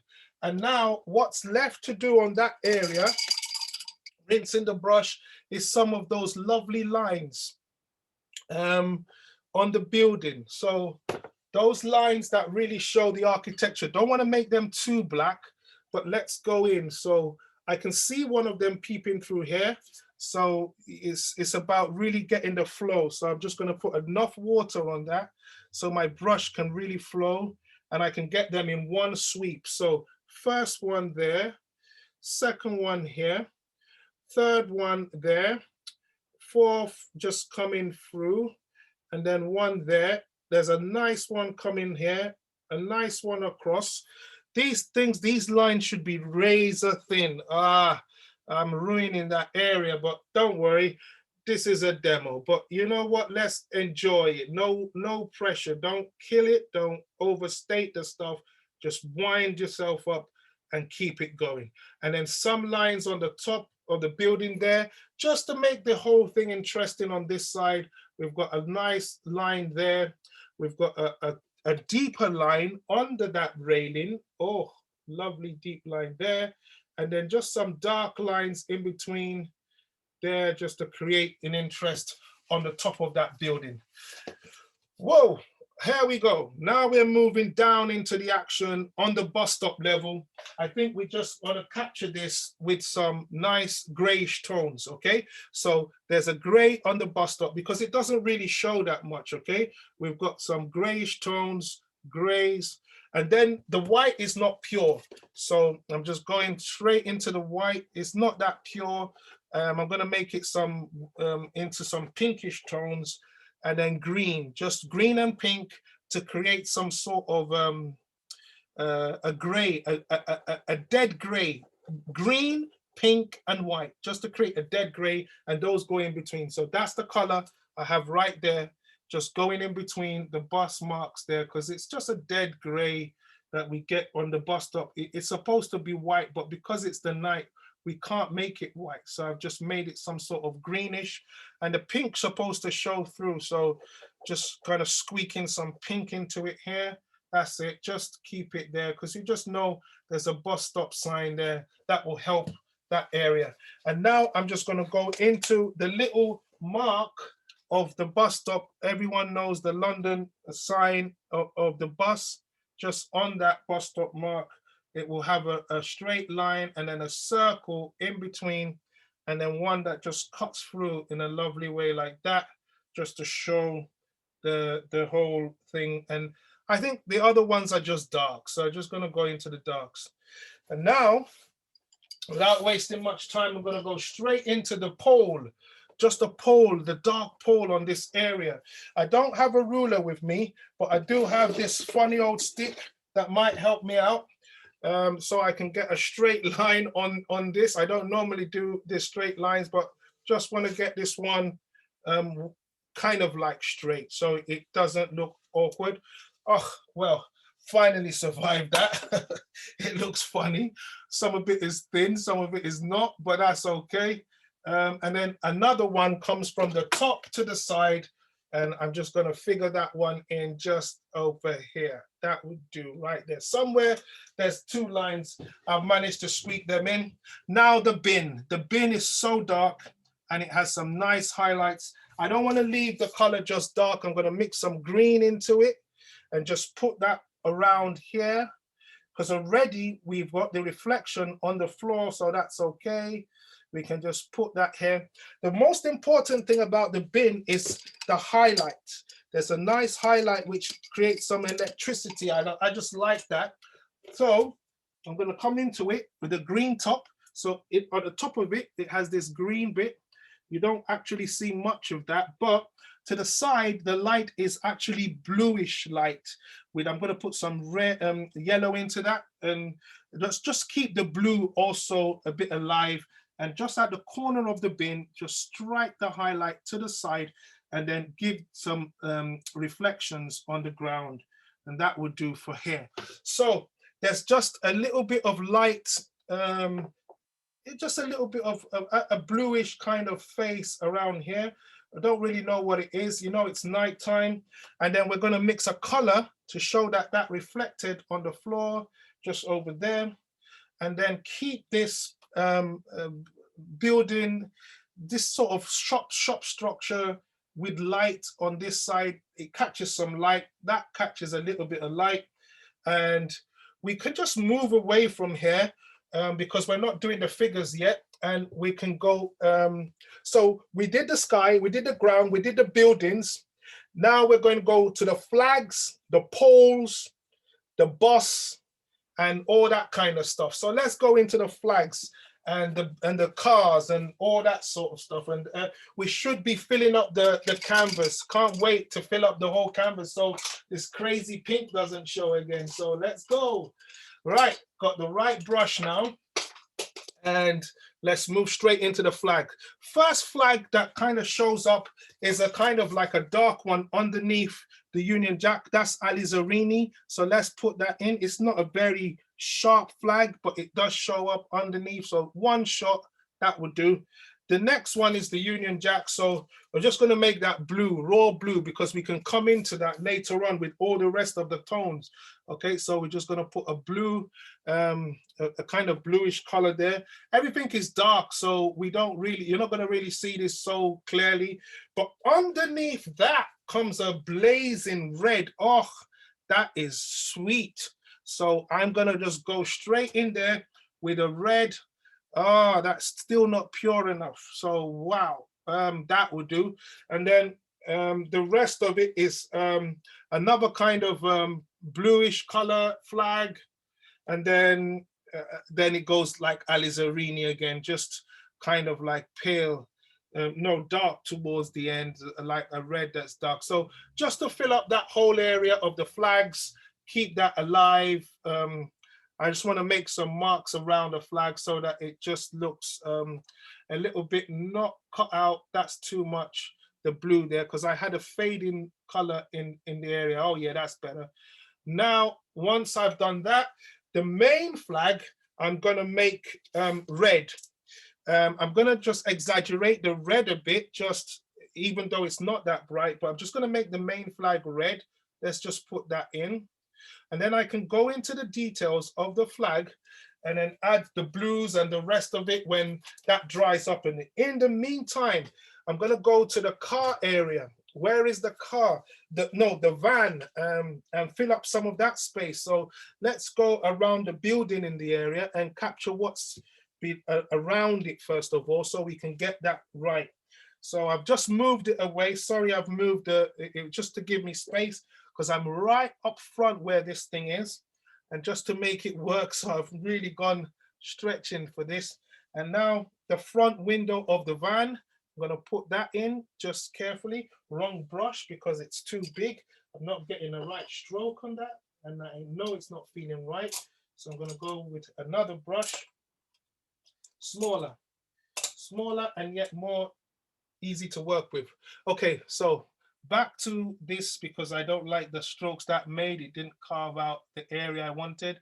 So I'm going to work with that. Now, good. Got it in the right place I want it. Now the darks of that car, I'm just going to get the wheels in. Okay, I'm going to make them dark blocks for now. And then the car is a kind of like lightish tone. So let's just go for a nice light tone. It shouldn't be over light because it has some warmth to it. So just mix in this funny color. I think that would do, even though it's not the real color. And then a bit of a warm twist to it in the front. Maybe just a bit of red because of the effect the bus has around it. And just mix that in around there. And just keep that a nice bright tone underneath it. There's a nice bright tone underneath it, and somewhere some effects on the floor, the ground. I'm just also trying to put in some of the lights in, and I know there's another light. So before I put this light in, I'm going to create a kind of halo before I put the light in, just around here, there's a halo. I'm putting the halo in. And before I create the light, which I think is around here, just going to put a halo in, and another one just before I put the light in there. I'm just going to put a halo in just to create kind of like a soft effect before the light. And then I'll drop the light right in, and another one there just to create a halo before the lights. Now I can just put the blob lights in. It kind of just creates a nice feel around the light. So first one is right there. We've got a nice light in the middle there. Another one born out of yellow, really nice light just put over there. And this one is actually from a street light. So I'm gonna just pound that in straight here. But on the top where it actually comes in, we see this electric red, which I'm just gonna put at the top of it around, oopsie, just put that at the top, just a little mark there, that would do. So that just creates that straight away. Now we can go to the, a little bit more details around this whole area where the car is. So there's some darks at the side, which I know it's in the corner of the work, so you're not seeing that area that I'm treating that well. But just to get back into where the car is, the tires and the top of the car, just where it goes through and the line of the window is. And then just flank the window so harshly with some light around there and change the tones of the color, and then some grays in between the tires and stuff, just create that, because we're moving away from that into the bus now. So ready or not, let's go for the bus. The darks is the first thing. Alizarin, ultramarine, viridian, just to create a nice dark with some burnt sienna, but a lot of ultramarine into that and a lot of alizarin into the mixture. We've got a lovely dark that would just sort out the middle of the bus right there. So we've got that in shape, really got that nice and heavy. Just get that middle part in. There's another part to the edge here. There's another part to the edge here. There's a part underneath. There's a tire that shows up. All this seems to be dark. All that. Then we got some lovely gray start peeping in inside the bus itself. Some nice, lovely grays, maybe the dashboard in there. And then we go into some greens and some lights that reflect inside the bus area. These ones we can just play tic-tac-tock within it because there's nothing neat to it. There's just these lovely signs. And then I'm going to finish off the sky to that corner. The sky, just darken that so it meets up with the bus. And now there's a bus in the distance. It's a red one.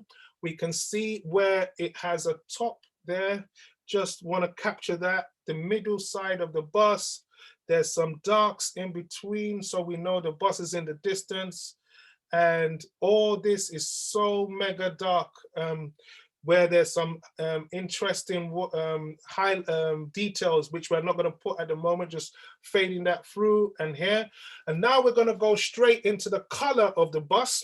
So we're going to get alizarin, a lot of alizarin into a dark, so we don't have a bright red in the front, in the sides. So we don't have a bright red to the sides. Just going to make sure there's no bright red to the side. So here we go, one shot there. That would do. We don't want the red to be bright. We can sneak in a little bit of brightness, but it shouldn't be as bright as the front. So we're just carefully moving across, getting these tones in, lovely tones of the bus in there, just working it through. There's a lot of blue, so just gonna go into some nice blue up in the middle area here, and then move that into some greens and more blue. Just, I'm only just looking at the color in a very faint way, just mixing these kind of crazy tones in there. Most importantly is to get this nice strip of bluish green between this area here. Just helps all that area between there. And then inside the bus itself, that's where the abracadabra happens, because it's so nice and filtered with light and there's the heavy fluorescent light to the side of it. Inside, we can capture that. And to the side of the bus, I think some of the red captures a highlight, which is on the strip there. So that's another nice strip for the bus on that area. And then there's a signboard on the bus, which I'm going to change the color, even though it's white there. I'm just going to make it a little bit electric by making it like a dirty sort of orange, just to liven up that area. Yeah, just did that deliberately just to liven up the area. But now I can come to the front of the bus where I'm going to exaggerate the red a bit and make it brighter.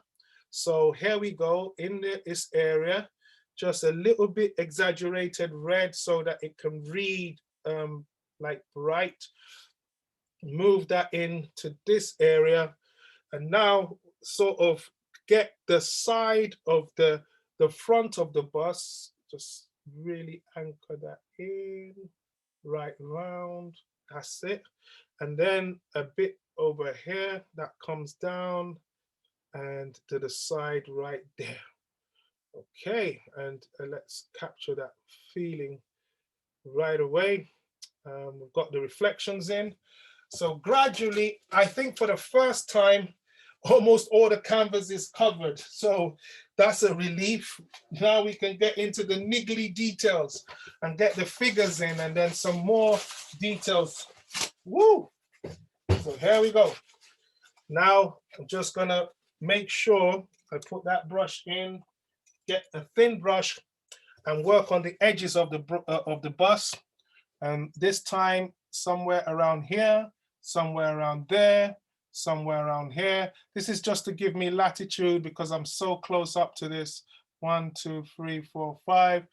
The just marks around this bus, just making sure it looks and feels right. Here, inside, underneath, the lovely tire just there, and the ground, which we will work on later on and finish up on. Just want to make sure we get all these parts here. Okay, now we're going to work in so the highlights on the bus itself. So it has this nice lights that show it, that they kind of look blue, but I'm going to just make them yellow. I'm just going to pound on yellow into it and pile on. So I've got this heavy yellow, just going to put it right there, bang. And there, and another one to the side here, bang, just right here. And then I'm going to reflect that on the ground. So I'm going to run that through on the ground, just create this effect on the ground now, because I know I've changed the light sort of. Now I can just go on the line and play tic-tac-tock with that, just making that feel fresh and alive just on this level. And then I can create a blue one now, which is a kind of a sub one. This blue one, I can add a little bit of yellow to it, just slightly underneath, just underneath. And then I can run it through on top. So it creates a broken color of light around that area. Then the car in the distance, there's light. And that car also, I can run some highlights, the blue on the floor, just really pound that on and create a kind of feel of the night light, and then move back into yellow. Because some of these things I kind of remember. So I'm just breaking up the light to make the ground look interesting. And I'm adding another kind of yellow light to the car just to create a different kind of light. And then the bus itself, which is in the distance, I'm just going to add some lights to it. So there are some lights on the bus, maybe what is written in between. And then on the top of the light, we've got this area here. Just fill in. Now I'm going to fill in some of the decorations, just crazy decorations in the middle of the Christmas thing. You've got these decorations here. Some of them are running across right here. You see just little lovely decorations all over. This is just a wonderful time of the year. We all know that's why we love it. We love it. They come back straight away to some of the, decor, just lights in the distance. There's a lot of lights you get in the distance, just playing up all around that area.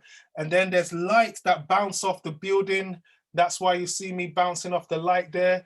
And then these perspective lines on this building, I'm just coming into this, that show the movement all over. And then there's a strong light. I'm going to create the halo first around here.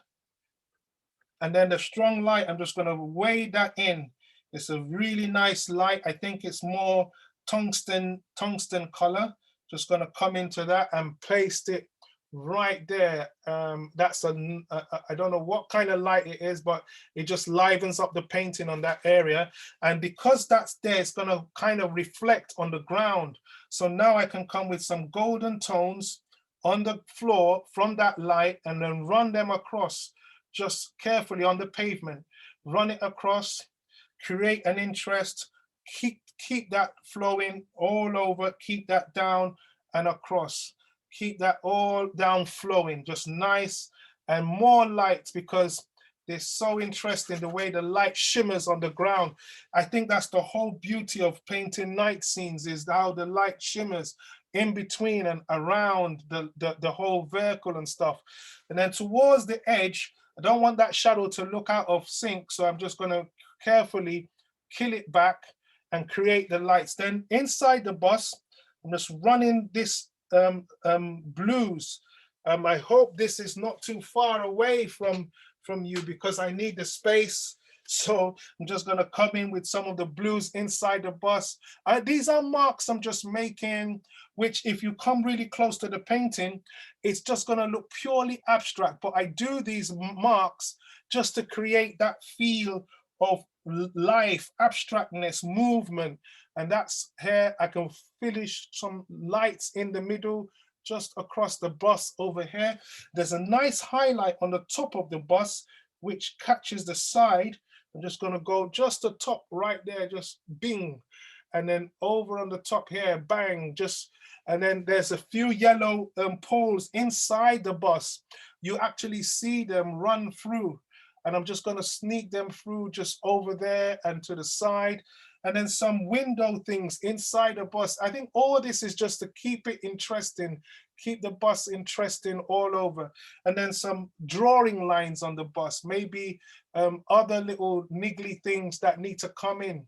And going to the flags now, we can now start pulling the poles of the flags, just working them through, and then finally getting the main one on the top there.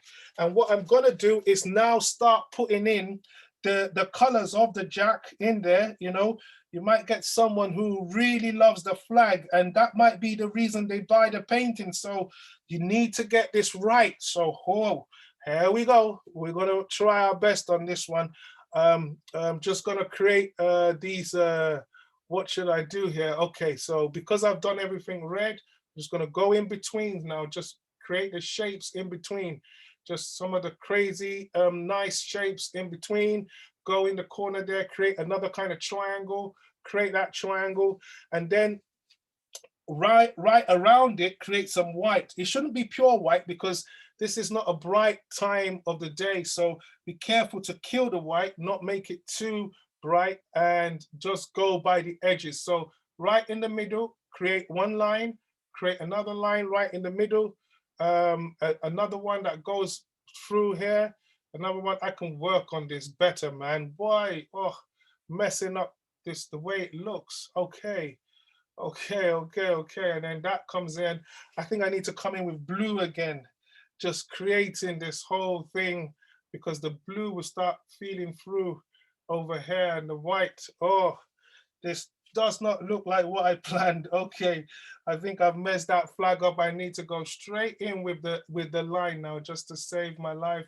Okay, that's better. And now I can come in with the whites by the sides of the blues. One there, one there, one there, one here, one to the side. I believe someone will understand that I've tried my best there. Come on, you've got to have mercy on the poor boy. All right, I can move on from that and then just go into the other ones underneath, some of the red of the flag showing, and then just leave that, then come in with a highlight on top of the bus, just really nice highlight. That's not bright enough, just really mix a nice mixture. I've already created the halo already, so the night light looks good. And some of the effects of the lights here, they are actually red lights, but it doesn't show in the painting. So I'm just gonna put the red lights that I know exist. And then the pole of this line here, oh, let's go. Just pull a straight line if you can. 1, 2, 3, go. Just leave it, don't overwork that. Okay, we're moving closer to the figures now. Got back to the figures, just to create some, I want to make that car a bit blue so it keeps the color of the Union Jack. Just in the night, just creating some blue, even though it doesn't exist, you can't see the color on the car. I'm just creating a kind of like a blue car in front right there. And then the windows should be more darker and longer, and so it doesn't look like a weird old car. And then I'm creating some effects of movement in the night. So just running my brush over this, just creating some movement, like just crazy movements to show that all this is happening in real time, really moving across and over and in and out, just creating these light tips and things happening. You can remember now that the building, it just looks so insignificant. It's there, but there's hardly anything that shouts on the building or says, here I am, this is who I am, please see me, because it had nothing to do with the whole effect. It's just there to help us anchor it. The key things on this kind of work is the highlights on the bus and on the floor, and that's why I'm keying in these highlights now and leading us across the pavement into the figure. Whoa. Now, I've got some work to do. I don't like that pink seeping through there, so I'm just gonna build this tone around here and just rub that in so that it fills in that area. This area gets dark, so let's go where the flags start coming through, it gets a bit dark, so you can see me going. I don't know where I picked the highlight from, but I'm going back in, and somewhere here it's flying out. I've got some darks underneath this whole place here, and the shadows that's cast underneath, the lovely shadows are cast right underneath. Whoa, that is too long. That didn't work, but who cares about that? This is a demo, man. Don't stress on the small things.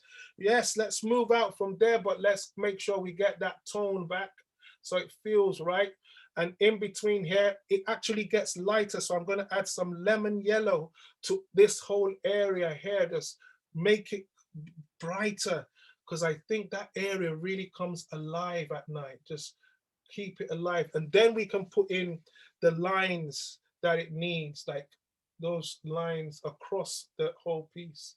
I think it goes across. I can't actually see. Okay, yeah, it does. Goes across. And I think another one goes across there, and this just creates some interest here. Now, figures, but before the figures, let's put in the number of the bus, and because I wait for this bus. I love this bus. It takes me right to World's End, King's Road, where I get off to work to my studio. So it's number 22, which is great. And says Putney Common. Don't know if I can get any text as small as that in there, but I'm going to try. Highlights there already, highlights underneath in the bus, keeping that extra little bit of interest around and about. 2 highlights, blue highlights. Let's get those blue on the sides of the bus right there. Anything to keep it interesting. And the Putney Common, let's just scribble that in, just in small, crazy words. It doesn't really matter. It's a painting. It's an impressionistic painting, and we're not going to stress out on that. Let's come back in to the side of the road where the highlights are caught from the side of the highlights coming across the bus stop area. You can see fading. I think if I'm able to, I will carve in some lines, just some stray lines, just carve them in, work that in so that the ground can look interesting, and file out these lines and really make the motion show now, because we're swinging into action. Everything I'm doing here has to do with a lot of it I've seen, and a lot of it is experience. So a lot of it is things I've seen and how I know these places to look. So sometimes I follow the picture, sometimes I can just work from memory, but I have the picture as a great guide. Now let's move to the figures. Figures, I'm kind of bringing this close now so we can get back to how we were before. Now figures, I just need darks because they're silhouettes. We can't see that much. They're just silhouettes, and we can't see them. So I've got 4 minutes, you know, just to put in the figures. Crazy day, man. Whoa. This was crazy. Love it. But, you know, you got to be crazy to do these things. All right. So I'm going to watch this all the way through. All right. So these ones here, just put them in this. Just get, I think get the heads first. That's it. Once I can get the heads and a bit of the legs, because these ones are far away. So these ones are quite far. They don't need too much detail on them, just kind of like to show they are there.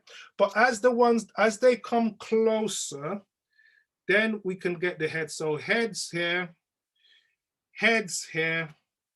and heads here. If I put them in the beginning, I can put them again. That's always what I believe in myself. I said, I'm going to find you. I had you before. You can't run away. And there are more lines just to show movement of the figures in there, just out in that corner.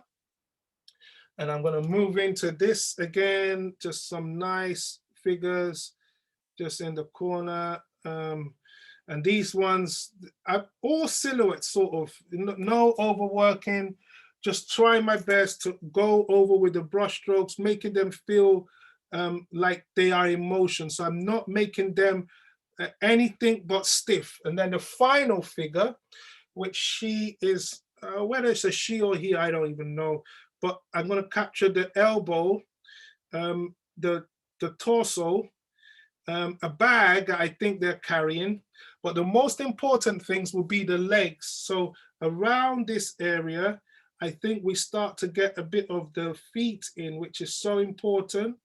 And that's it, how that would be, yeah. And I've got some reflections, which I'm going to make the reflections a bit lighter. So dark things reflect light and light things reflect dark. So this should be a little bit lighter than the main tone. So I'm going to just make this slightly lighter, and I can play with this reflection, just working it in and without, just keeping it alive. And with some of the other ones too, just going in and feeling it and just playing with the reflections right there, the bin reflections and some lines in between here, just keeping it fresh. And when I look at it, I'm gonna just rinse all my brushes, and I'm gonna now go with one of my brush markers and just put in any little details I think might be good to come in some specific places. I'm just gonna get henna, a dark color on my pro marker, hopefully. Let's see. All right, so I got one here. And this is just to fill in any lines because it's acrylic. If it was oil, it would be very hard to do this, but because it's acrylic, I know it's 4:30. You're going to have mercy on me for the last 5 minute extra. Please, please, please bear with the old man today. All right, so these are just little lines that I think will come in at the end, and I'm just going to pull them in with the marker just to brace them up and allow it to flow, because it's so lovely if you use. That's why I like to do these in acrylic. It just makes it easier to do, especially for demos. You know, you can just improvise. So here I'm on the railings again, just around this area here. There should be some writing around there, and just the lines of the rips. Just I can simply pull them in. Why? Because the acrylic is dry. It doesn't stress. No stress. Just going along. I'm getting some pavement lines in now. Just simple little lines just to make it feel a little bit interesting towards the end, capturing that. And then I can actually come, whoa, caught some paint there at the back of the picture. Just want to remove that. Sorry about that. Yep, so back into business now. So yep, just gonna come in. These are just some niggly lines just to hold on, maybe lines on the bus, just little things around it here. Gonna go a little bit further to get into this, sorry. Just the van now, the tire underneath, a line here, how it works in between, a line of the shade of the road, the tires and things, just little nibbly things, the windows, just because they would need a little bit more lines just to show, and the buildings across the road just in there, and then the dark night of the area in here, just where the bus fades in, just little bittles all over, just trying to bath things up. And then finally, just add in a few little lines just on the area in between. Just, this has been an experience. Oh my days, just hold it there. Okay, without much ado, just make sure these final columns are put in and pull it from the front. Really, really grueling time this was. I hope I did it justice, and I hope you guys enjoyed this. Here we go.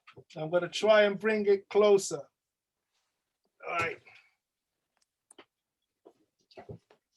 Thank you so much, Adebanji. All right. So it was amazing. I love the way to watch it develop from the sketch and all the energy that came from it, and it really came alive. I think it was fantastic. You must be exhausted. I am. I think I throw a lot into the life of me doing this. You certainly do. Can I just ask you something?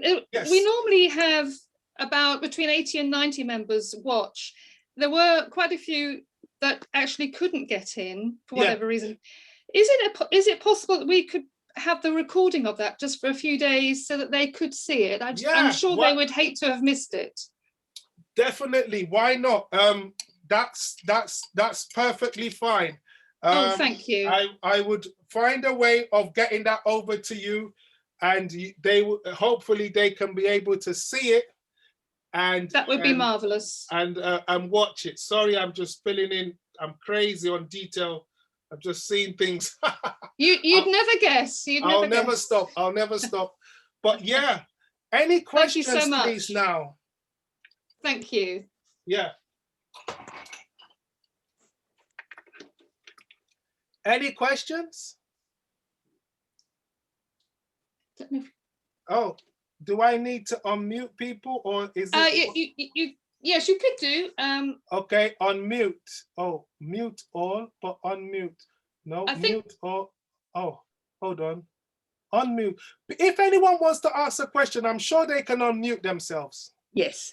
Okay, cool. I think I should say it's a very good painting. Thank you. Oh, thank you. I'm trying my best to, hold on, where are we? It's a very difficult subject. Yes, crazy subject. I love them, but to do it in a grueling 2 hours, whoa, whoa, whoa. I'll tell you, let me show you this. I did a small one on 6x8 in oil before. I'm going to bring that one so you can have a look at the same thing on a small scale. Oh, right. Oh, yeah. That's lovely too. Amazing. So this is the one I did as with oil on a 6x8. You notice that it's the same philosophy.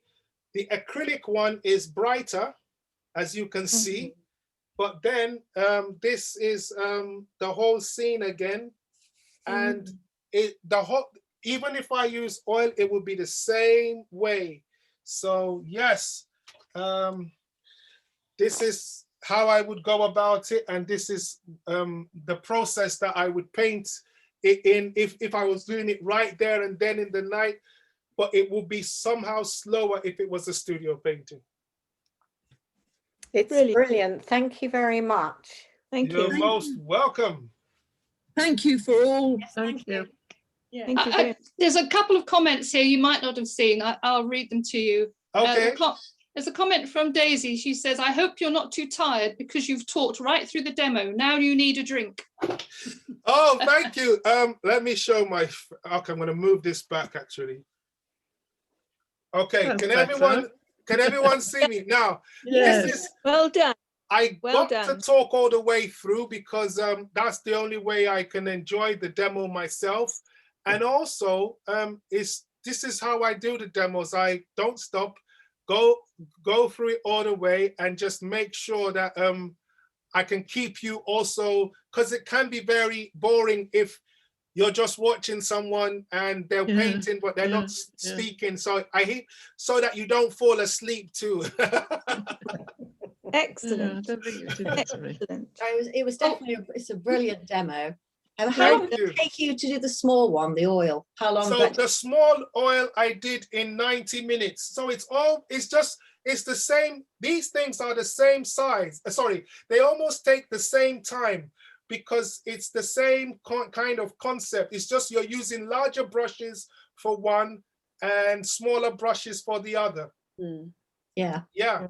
I don't know where you get your energy from though, because I feel exhausted watching you actually. But no, it's fantastic.